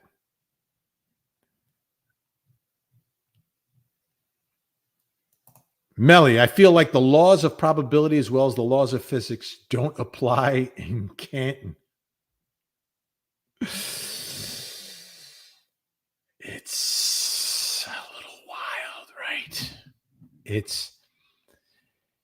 And anyone, right? This skepticism that is seeped in, right? Doesn't seep in every case. There are cases I cover, like Madeline Soto. Do you think there's going to be skepticism about the investigation of that case? No, there's not going to be. There'll be a couple of outliers who may say, oh, well, what about this or that? But no, it's not going to exist. So the fact that this level of skepticism has seeped in to the 13th juror, which is all of us on the outside looking in, could be a great reflection of what's going to happen. I'll tell you, the Johnny Depp case, that jury mirrored the conversation on social media. When they spoke after the trial, it was as if TikTok and everyone who was talking about the case on social media was speaking. So the public got it right. They were totally in sync with the jury. It's not always the case, but it absolutely was there, and we'll see if it is here. Wajak, 2490. Thank you, Wajak, 2490. Secret name, very mysterious. I wonder if it has a second meaning that I don't know about. Is it like those license, people make those license plates that mean something else and you innocently say it and you're like, oh, what did I just say? I wonder if that's one of them. Beautiful Messy Ball is back. What if the FBI finds some sort of major exceptions, evidence implicating proving a third-party culprit in a cover-up? Wouldn't that be grounds for dismissal with prejudice? The New Jersey Parkway, exit 102.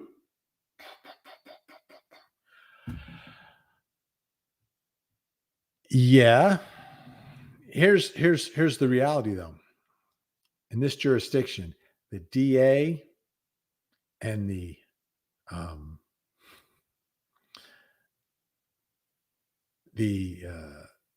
U.S. attorney not seeing eye to eye on anything.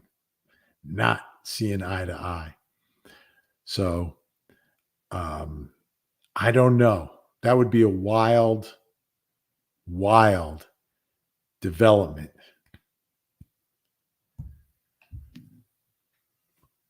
But I don't think that would happen. I don't think that would happen. That's like a parallel investigation that will clearly impact everything here if they came to that conclusion. But I don't see it nosediving into this trial, into this courtroom, and in front of this particular judge. Kristen, fabulous show. Proctor wishing Karen Read would kill herself haunts me, but highlights his state of mind. Would it be easier for him if she did kill herself based on what he got himself into? Again, that's bad. This is bad. This is awful. This is awful for your lead investigator. Usually their phones don't come into evidence, but they are, and they will. And it's a major, major problem for credibility.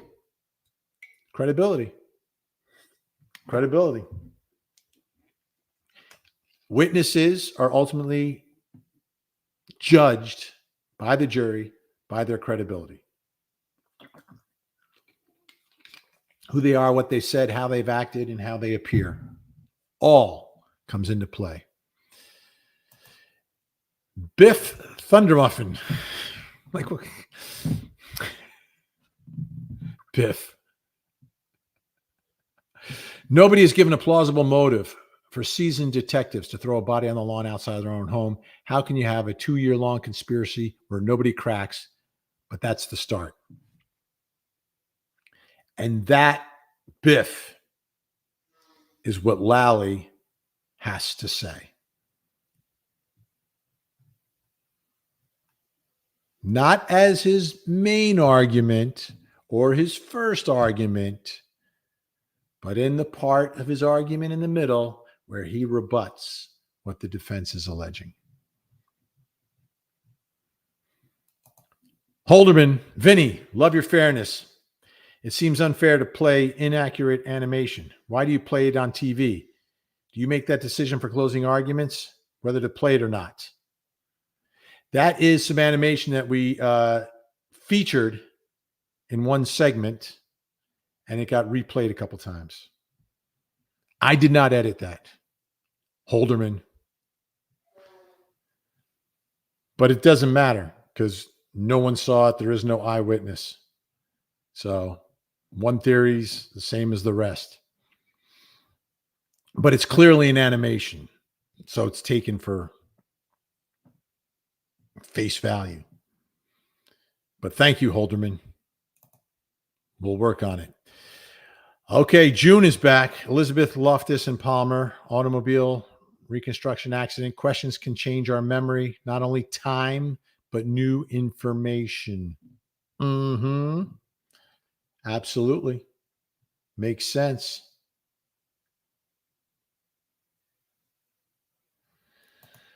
Julie Ann, Vinnie Politan, makes no sense. Why would you consider to go to this house of such animosity and dislike between the Alberts?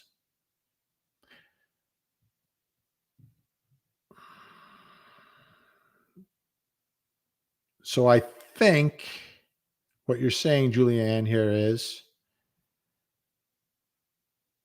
why would you consider to go to this house if such animosity and dislike between? If there was this animosity between John O'Keefe and the folks in the house, why would he even go there?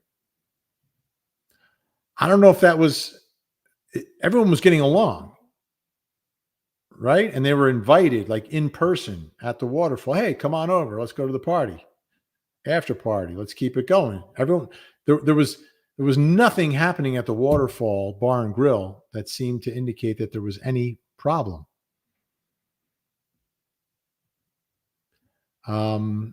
Interesting. Okay. Sarah, who put the Sarah in sarcasm. What do we think the IQ is of the people who think KR is guilty? All right, I see the wink. So you can get away with it a wink, but we don't like to get personal, right? We don't want personal attacks. I think what Sarah's trying to say with a wink is that she thinks people are a little more naive or gullible who think Karen Read is guilty. Well, on the other side, they probably think the same thing, right? This case is similar to our political situation in this country right now, where people who are dug in, and there are some fence riders, right? There's some fence riders, but the people that are dug in on each side kind of think this of the other side. Like, how could you even think that?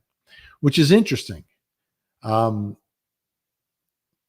don't make it personal, Sarah. But I appreciate your sarcasm is nice. It's fun with the wink, but let's not attack people because they think of something different. Let's come up with a reason why they're wrong, right? Let's refute their arguments or make our own strong arguments. But thank you, Sarah. JH, everyone was wasted. Yeah, right? It's not a far stretch to say he got into it with Higgins over the text and it went too far. John likely stumbled out and collapsed on the lawn. KR could have hit the pole or hydrant.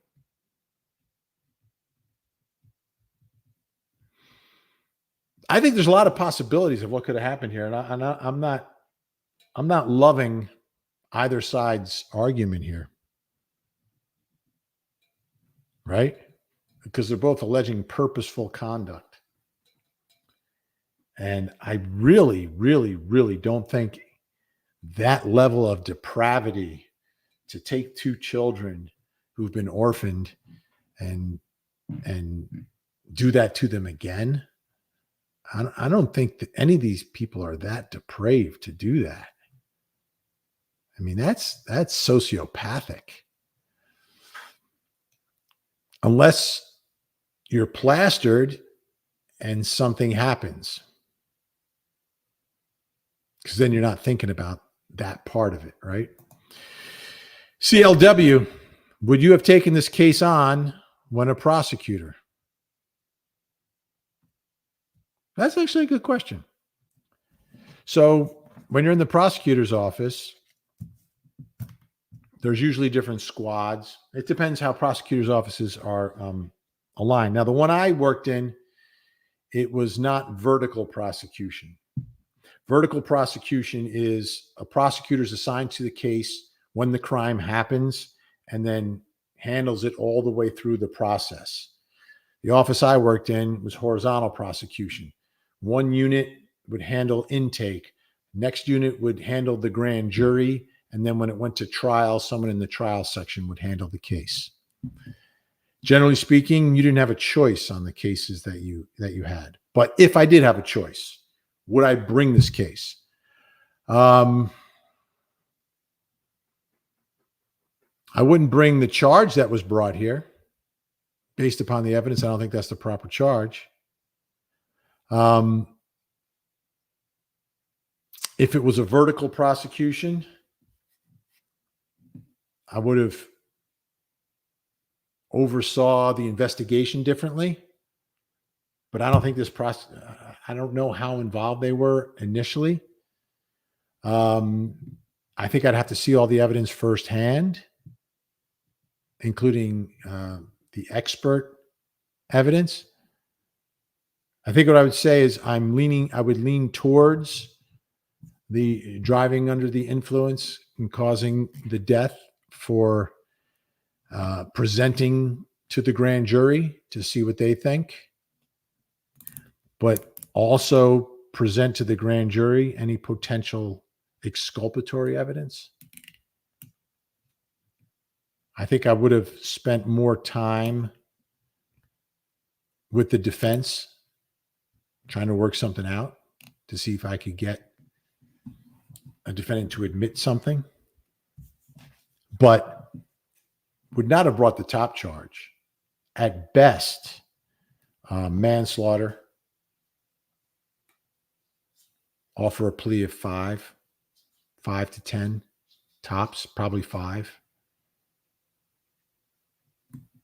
Unless, and I haven't seen all the evidence yet. This prosecutor has. So we'll see. The question is, how do you as a prosecutor react to new evidence as it comes to light during the course of the litigation after you have already charged someone? Do you dig in your heels or do you keep an open mind?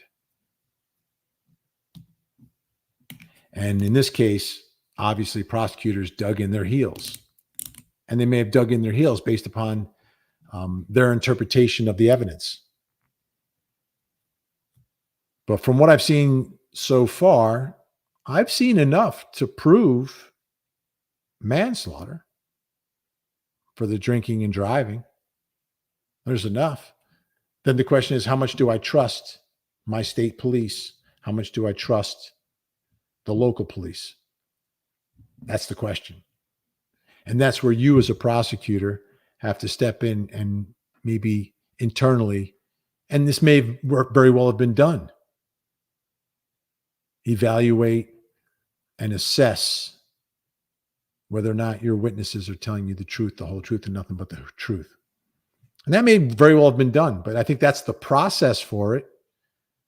So I can't tell you for sure because I haven't seen everything for sure. Rose Lee, where do you think the gash on the back of the head came from, and the fact the Alberts replaced the floor in the basement shortly after John's death? Okay. How much after the death was the floor in the basement replaced? Was it immediately, like shortly within a month or so? And how does that relate to when you decided to sell the house? I've sold a bunch of houses in my life. I've done repairs just before selling them on little pieces that I know would be a problem, and little upgrades that I know would get me more money than the upgrade would cost. Like redoing a master bathroom, dumping in some money, knowing that, this is what's going to get the house sold for a premium price. So I think those are the issues relative to the basement, the exact timing as it is relative to when the decision was made to sell the house. And I believe what the Alberts are saying is that they talked to a real estate agent in the fall before any of this happened, after the brother, Chris, moved. And do you believe that? Do you not believe that? The gash on the back of the head,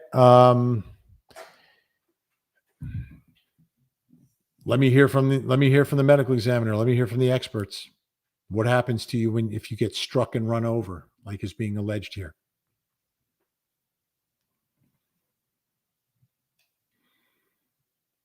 Mm-hmm.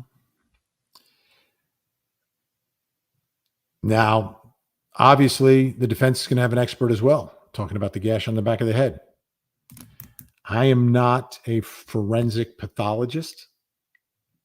I've heard many of them testify, and see which makes more sense. And when I judge these experts, this is what I'm looking for. Who is one of them going to be a little wishy-washy, saying, well, it could be this, or it could be that? And is one saying, no, it's this for a reason? Or someone else saying, yeah, it could be this, but it could also be this. It might be that. You don't really know. I don't like wishy-washy necessarily. So that's where you got to judge the credibility of the experts, which is what you got to do. All right.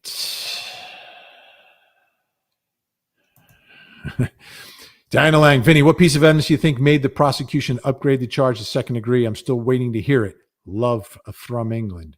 What I believe it was, and this came out at some point, the message from Karen to John, nasty message, and evaluating the SUV and seeing that the reverse camera was working. So if the reverse camera is working, if you are running someone over, you're going to see it. You're going to see it. And maybe you'll hear a beep, beep as well. That's what I think made them change it. Plus, things were getting a little bit like this. And I think they wanted to upgrade it to force and try to compel a plea deal for something less, which did not happen. That's my own theory on that. Jay looks happy tonight. It's obviously been game over for a long time. We'll see. I don't know what 12 people will do. You never know, Jay. Trust me, Jay. You never know what 12 people. It may be right. You may be right. But I've been surprised before. Both ways. Hearing not guilty and been surprised here. Oh, guilty? Really? Ooh. So I've heard it both ways. But I get where you're coming from. BB Princess. Been watching Vinny for 30 years plus. BB started watching as a child. Don't have that many young viewers, but thank you, BB. Appreciate it. Great to have you aboard.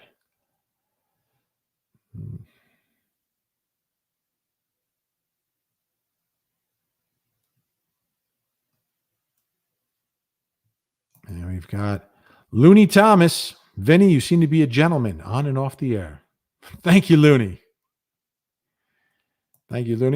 Mimi Moody. My first live here with Vinny. Great to be here. Welcome, Mimi. Yeah, I think it's the first Saturday Night Live. Get it? Saturday Night Live. Gen X is here.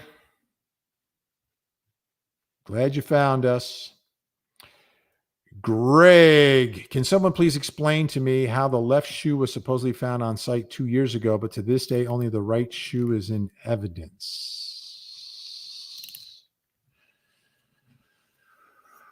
Okay. So something being placed in evidence has to be placed.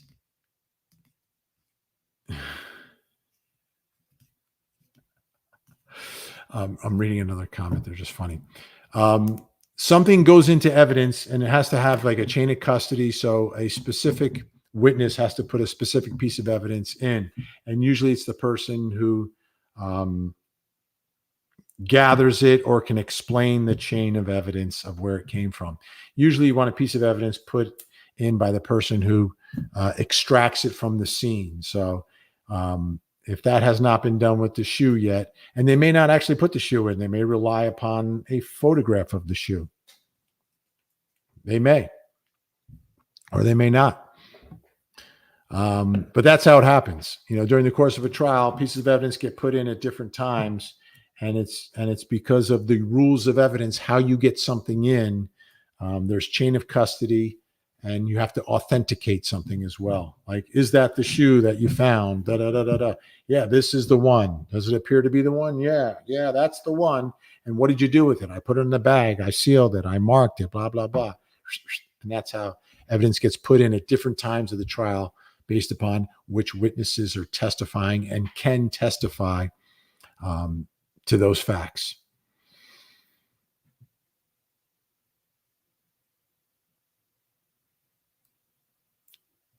Okay. This is interesting from Karen G. Aussie Insider showed that you can flip the image and the timestamp remains the correct way, but they changed the font. I mean, I'm sure there's ways you can do it. Like every day on our show, we take video and we do amazing things with it. And you at home can do amazing things to video on your phones now. The technology's there. So the bottom line is any video can be manipulated, and with artificial intelligence and everything else seeping into society, it's going to end up in courtrooms, and it's going to be a problem. It's going to be much more difficult to authenticate videos in the future. But in this case, this mistake doesn't matter if it was on purpose or an accident. The damage is done. The damage has been done. Melly, loving this group tonight. Loving this group tonight. Of course. Donnie M. Have you been able to see the second Sally Port video from another angle? There are 2 times of footage with differing timestamp formats, blue versus white. The second, I did see, I think I saw a still frame from that second Sally Port video. I think whatever video exists at this point, it's incumbent upon prosecutors just to put it all in front of the jury now. Once you've been called out for doing something to a piece of video, I think it's on you now. Whatever video you have, put it into evidence. Let the jury see it. Let the jury see it.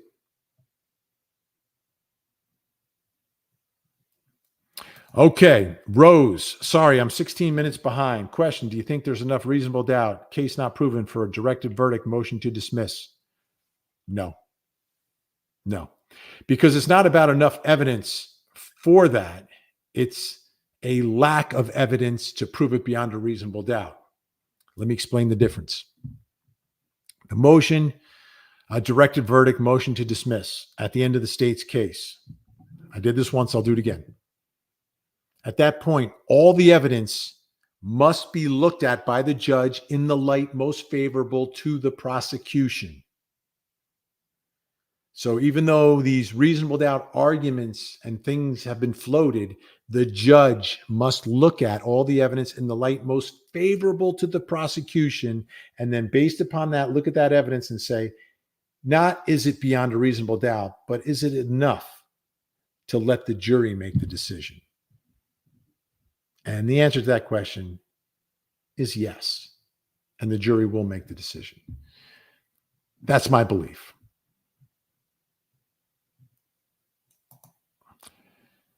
Okay, Wajak 2490. Hi, when are you coming back to Dedham or Massachusetts? Not clear yet. Not clear yet because the timetable of the trial isn't clear and my schedule is not clear. I did some traveling a week ago for my other show that's on Sunday nights at 8:00, Accomplice to Murder. Still filming episodes of this season 2. So I've got like 4 more episodes to film. So depending upon when I'm filming those episodes, when this verdict is coming down, when closing arguments are, usually on big cases, if I'm going towards the end, and I'll be there camped out at the courthouse waiting with you for the verdict. So if I'm coming back, it'll be close to the end. Spacey Stacy 1. See, I got it. Spacey Stacy 1. What, if anything, when were the deleted phone calls to John in a timeline to the text from Jen to John? Don't know. I do not know the answer to that. If you guys know in the conversation in the chat, please, because I know people have these timelines memorized. I do not. I could not put together the deleted phone calls to John in a timeline next to the text from Jen to John. Can't do that off the top of my head. Can't do it.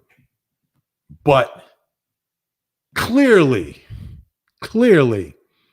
an important fact in this case. Both sides need to deal with. I don't like deleted anything in a case. I don't like when stuff is deleted. McSpunky is here. Thank you, McSpunky. Some great names, by the way. Some great names tonight as well. Got a good crowd. Speaking of great names, Solo Sock. T-shirt, what if any? Hashtag Yannetti.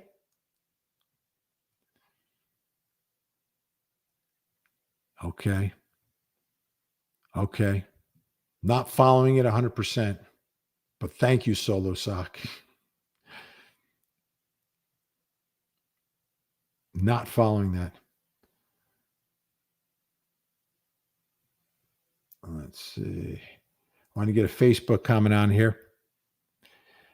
Gail Hill tonight. Madeline Soto case breaks my heart. Can't wait to see what happens with the mom. Yeah, me too. We'll stay on top of that story for you, Gail. Thanks so much for joining the conversation.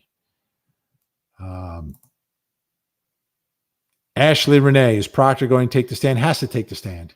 At this point, has to. Absolutely has to take the stand.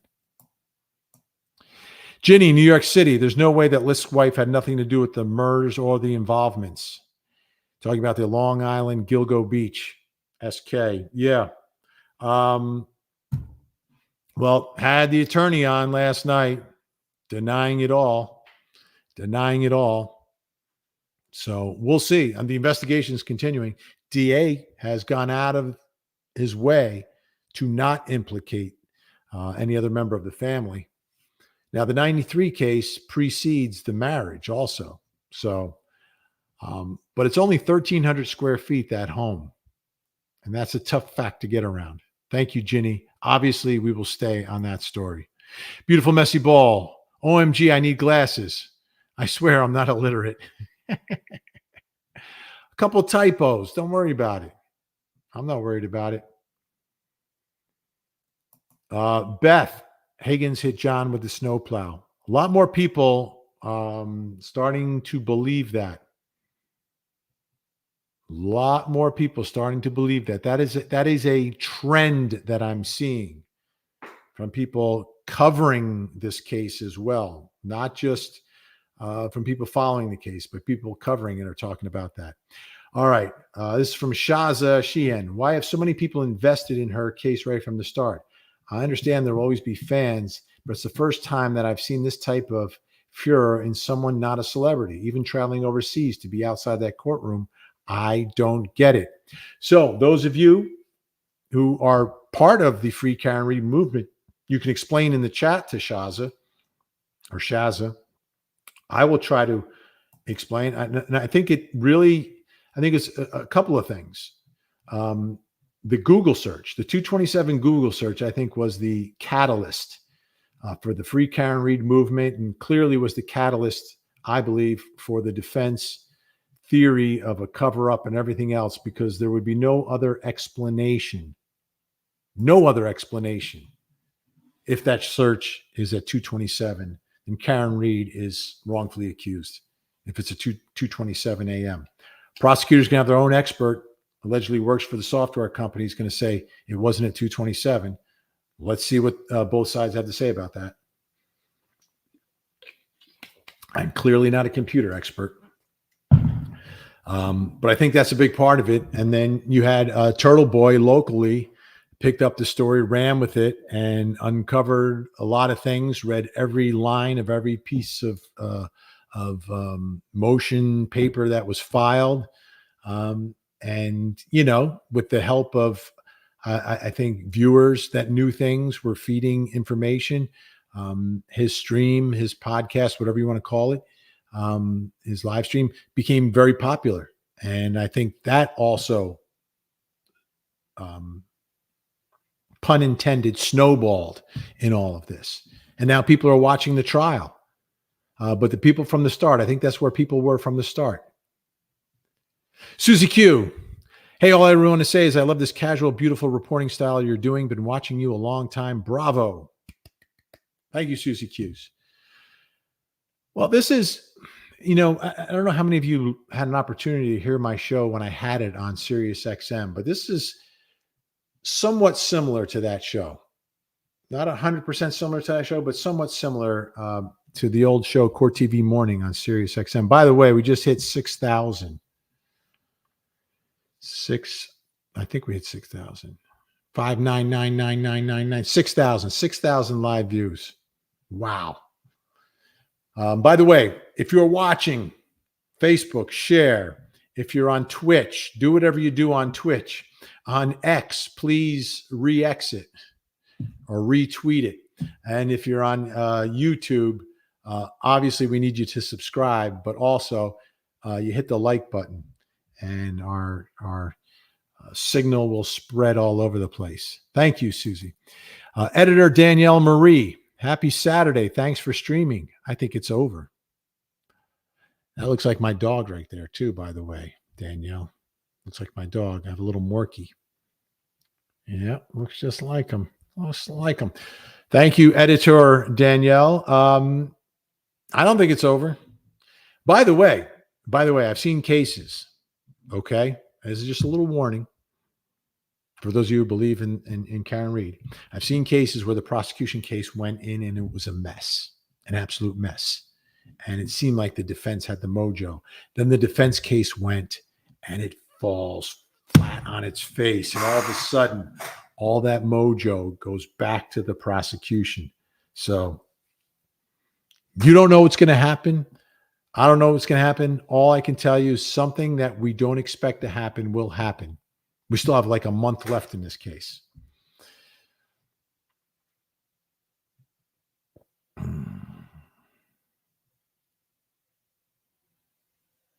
Oh, look at Victoria is interesting. I think Lally and crew were angry Karen didn't cave and take the plea they wanted and thought they'd get away with it due to Aunt Bev being the judge.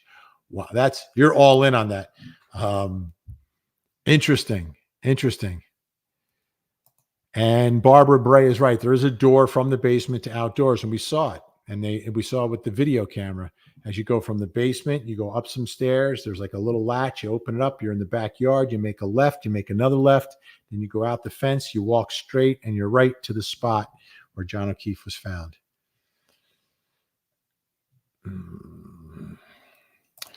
Ashley tonight, it is so hypocritical. Working in HR, you had officers intoxicated while performing duties, going back to the station. This case is so hypocritical.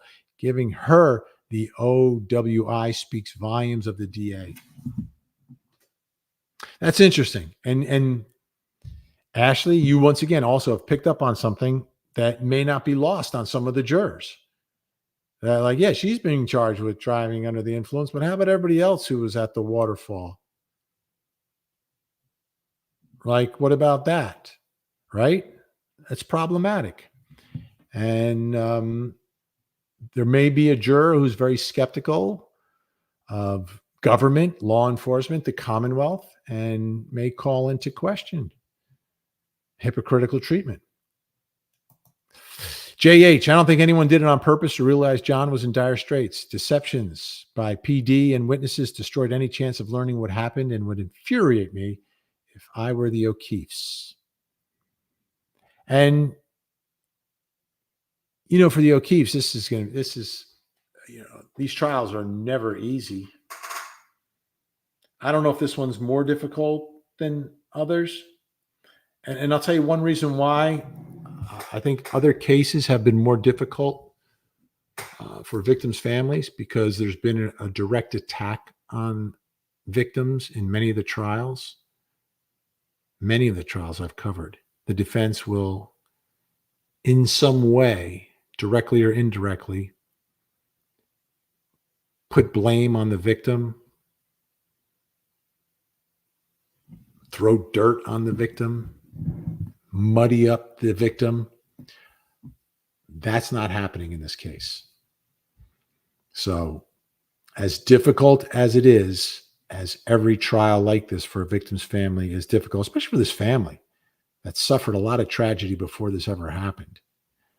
I will just say this, it could be worse because I've seen worse for a family. This is bad, and the tragedy they've suffered is excruciating, losing 2 children. But at least John O'Keefe is not being muddied up here. Lindsay Ella, my first live. I've been watching Canton Select Board meetings, and they are extremely revealing, in my opinion. The corruption is clear. You're awesome, by the way. I like the glasses that you're wearing. Very nice. Thank you, Lindsay. Appreciate it. Lindsay is an insider. It's your first live, first time here. And it's a Saturday night. It's a Saturday night. And we're getting it done. Thank you so much, Lindsay. By the way, for your first time, make sure you hit subscribe. Greg, follow up on the shoe question. The trooper that found the shoe already testified and did not enter the shoe into evidence. And after what happened Thursday, I don't trust the picture. You don't need to put the shoe into evidence. The defense can attempt to put it into evidence if they want to. It's not necessary. The picture is probably more important for the expert than seeing the actual shoe, but seeing the actual shoe would help. Personally, I believe it should be in evidence. And I think the expert should look at the picture to see where it was found at the scene and tell us what that means. And then should examine the shoe itself to see if there's anything on there that either shows or doesn't show what the expert is saying. So we'll see. We'll see. Now, I know there's been a lot of postings about the shoes having different colored soles on the bottom. If that's the case, I would expect the defense to put the shoes into evidence. I expect the defense to attempt to do that. Point that out to the jury. Because if they're not a pair, that's a problem, to say the least. Oksana Luck, love your expressions and your delivery. Do you think there is a possibility Lally is working with the FBI, hence terrible prosecution? No, he's not working with the FBI. He's working for the DA. He's trying to win the case. No lawyer, no prosecutor, no one is going to try a case of this magnitude on this level and want to lose. So he's trying to win. He's doing his best. This is his best. What he's giving you is his best. Now, I didn't agree with necessarily all the choices he made, but he knows these jurors, tries cases in front of these jurors all the time. So we shall see. But I do not believe he's working with the FBI. Do not. Thank you, Oksana. JH, do you know Yannetti was a prosecutor for Middlesex for 10 years? And that could be what's up with Bev. They need to get rid of Lally and bring in the ringer. Yeah, Yannetti's a former prosecutor. A lot of criminal defense attorneys are. Some aren't. Some have never done it, but a lot have. The ones that have understand what the other side's thinking. I'm not saying they're better, but they have a deeper understanding. Like if you've worked on both sides, you're better at either side. It just makes sense. So you're not going to get rid of Lally. Lally's tried his case. He's going to close the case.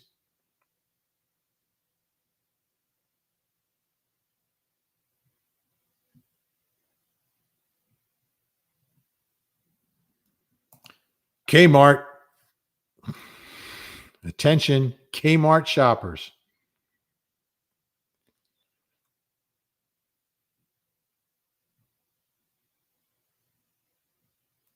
And the B, Vinny. Two different shoes, though? Two different shoes is a problem. Two different shoes is a problem, no doubt.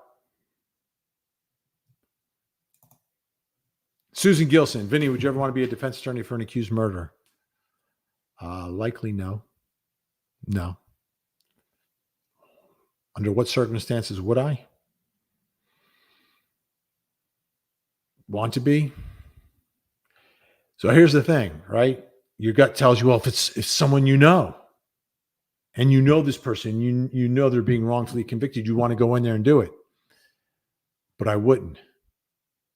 Because number one, you wouldn't want to represent someone that you have some sort of a personal friendship or relationship with. You wouldn't want to do that. And that's likely the only person you want to represent as an accused murderer if you knew for a fact that they were innocent, right? You could advise, help them find the best attorney for that case. But I don't think it. No, I never. When I left the prosecutor's office, I was in private practice, but I did civil litigation. Civil litigation, some trademark litigation, patent litigation, a little bit of labor law. So I didn't go all in on criminal defense when I left the prosecutor's office before I got onto television. Here we go. Hey, Vinny, can Proctor plead the fifth since he's supposedly under investigation by the FBI? You can always plead the fifth. You can plead the fifth. The problem is if you plead the fifth in front of a jury in response to specific questions or non-specific questions, it's a problem. And I've seen in so many cases on court TV, I've seen this handled differently. Like we go back to Furman and OJ, was handled in front of the jury. Devastating. Most of the cases that I've seen, people taking the fifth out of the presence of the jury, empty courtroom, just the judge, the lawyers, the public is there. They take the fifth, they end up not being called.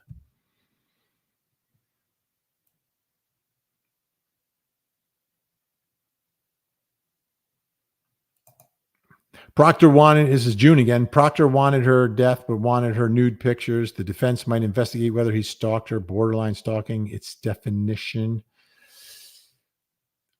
The nude stuff is going to make him look really bad. There's no way to clean that up. No way to clean that up. Nancy Joe, we are tired of corruption and confirmation on bias in law enforcement. Could be any one of us. This is a huge issue right now. This is a huge issue, which is right now we're at a point, there was a time in a courtroom where there was a presumption, like jurors were told not to give any more weight to the testimony of law enforcement, but they sort of did. We kind of knew that they did. That's not the case anymore. There's a healthy skepticism, but I think an unhealthy, some of the cases that have been very high profile kind of have give law enforcement a bad look. Okay, where they're motivated by things other than the truth and seeking justice. And I'm not going to mention what high profile cases I'm talking about, but they have undermined the public's trust. And it's connected to politics. And it's always when politics enter the courtroom, bad things happen. Always. Always. And the impact of that has been an undermining in the trust of law enforcement on both ends of the spectrum. Both ends of the spectrum. So we're in a bad spot. And criminal defendants now, I believe, have a better chance in front of juries. Vinny, this is from Sweet Victory. Do you think the judge will question the inverted footage? Have you heard if Proctor is testifying? I believe Proctor has to testify and will testify. I haven't heard that. There's a gag order. Do you think the judge will question the inverted footage? No, I think the judge will allow it to sit and let the jury draw whatever conclusion they want from it. I don't think there'll be any special instruction. And what's interesting is, and I think ironic, is that if one side or the other tries to introduce an image that doesn't accurately reflect what it purports to be, the remedy for that generally is not allowing it into evidence. But the defense does not want that. The defense wants it in evidence. So I don't think there's necessarily at this point any true remedy, because I don't think you can prove that it was done purposely. Danielle, who we ran into at CrimeCon, CrimeCon was an amazing experience. Vinny is so kind and even more handsome in person, Danielle says. Oh, thank you, Danielle. Great to meet you there. Great to spend some time with Danielle at CrimeCon. CrimeCon 25, I think, is going to be in Denver. By the way, we're over 6,300 live on a Saturday. I didn't know what to expect on a Saturday night. I don't know if it was going to be a sleepy, Saturday night. Some nice weather, maybe go out and get some ice cream or something, but people hanging. I got to finish pretty soon. I just looked at the clock. It's been 2 hours and 35 minutes. Wow. I think this is my longest one here. This is longer than my television show. And I have other people get to talk during my show. So it's not me talking. Thomas Fleming tonight. Thank you for hosting, Kevin, Nick, Joe, etc. Yeah, I felt from the beginning with this case, this was a very local case. We needed people from the area, people connected to really give viewers around the country and around the world watching this the real flavor of it. So that's part of the reason why I've had these insiders on my show regularly. And I appreciate all three of them coming on. They've been very generous with their time. All right. Heisenberg, when her supporters demand refunds from all this, I will have my popcorn ready, Vinny. Heisenberg. Dan Callahan, have a theory about Lisk, Long Island, Gilgo Beach. He's educated, so no spelling mistakes, and he regards himself in the third person. Maybe someone else made the list. It would explain your cloths versus clothes and spelling mistake. A lot of spelling mistakes by the Gilgo Beach guy. And he refers to himself as you, like as a third person. So yeah, I think it's almost when he's making these lists and doing these things, he's in like another mindset, not to the extent that he would be not guilty by reason of insanity, but just in this other dark mindset. Thank you, Dan Callahan. Lisa Louise, Vinny, I go back to watching you when Nancy Grace used to open with Bombshell Tonight. Seems like forever ago. It was. Captain Jenks, that data recorder in the Lexus will tell you everything that vehicle did at the time. I had on my show an accident reconstruction expert. He does this all the time. And he said, you're not going to get as much. It's not like a black box. You will get information, but it's not like a black box recorder from an airplane. But you will learn some. So yeah, I agree, Captain Jenks. I want to hear what it has to say. May speak volumes, because that's something where we don't have to judge the credibility of it, right? It just is what it is, I hope. And I hope it's not up for interpretation like this Google search is. But great to see Captain Jenks with us tonight. And I'm getting close. It's getting late. It's getting late. Ashley Linnell, Vinny, have you tried a case and argued that the Cellubrite data is wrong? No. Let's see. Let's see the Cellubrite experts battle it out, because they're going to battle it out, because they're not going to say the same thing. We know they're not saying the same thing. We know experts are going to disagree on this one for sure. Sweet Victory, would love to see you get Andrea Burkhart on the show sometime. She has a great manner and terrific insights. Andrea, I write these down when I come across them. Andrea Burkhart. All right. Thank you for the tips. Sweet Victory. Sweet Victory.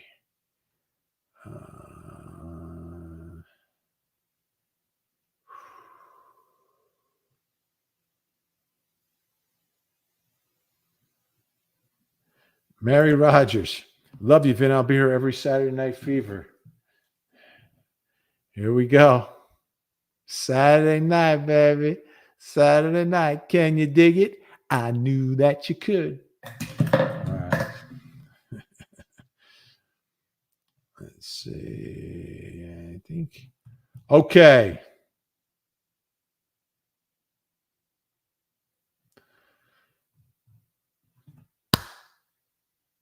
Thank you, everyone. Thank you for being here. Thank you for joining us.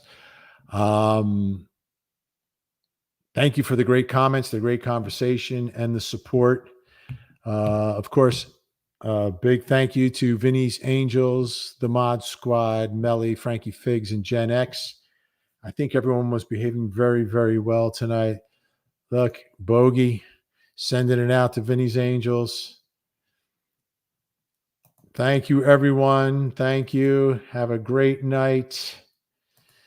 Norma, Sallyport was in before they park our car. Doesn't the police tape come in a roll, not all measured out? Hopefully we see it all. Hopefully they show us everything. But really, I'm floored. More than 6,000 on a Saturday night joining us here. Please subscribe, hit the like button, share on Facebook, re-exit, and if you're on Twitch, do the Twitch. I appreciate the support. I appreciate the great comments. And for people who are finding us for the first time, please subscribe.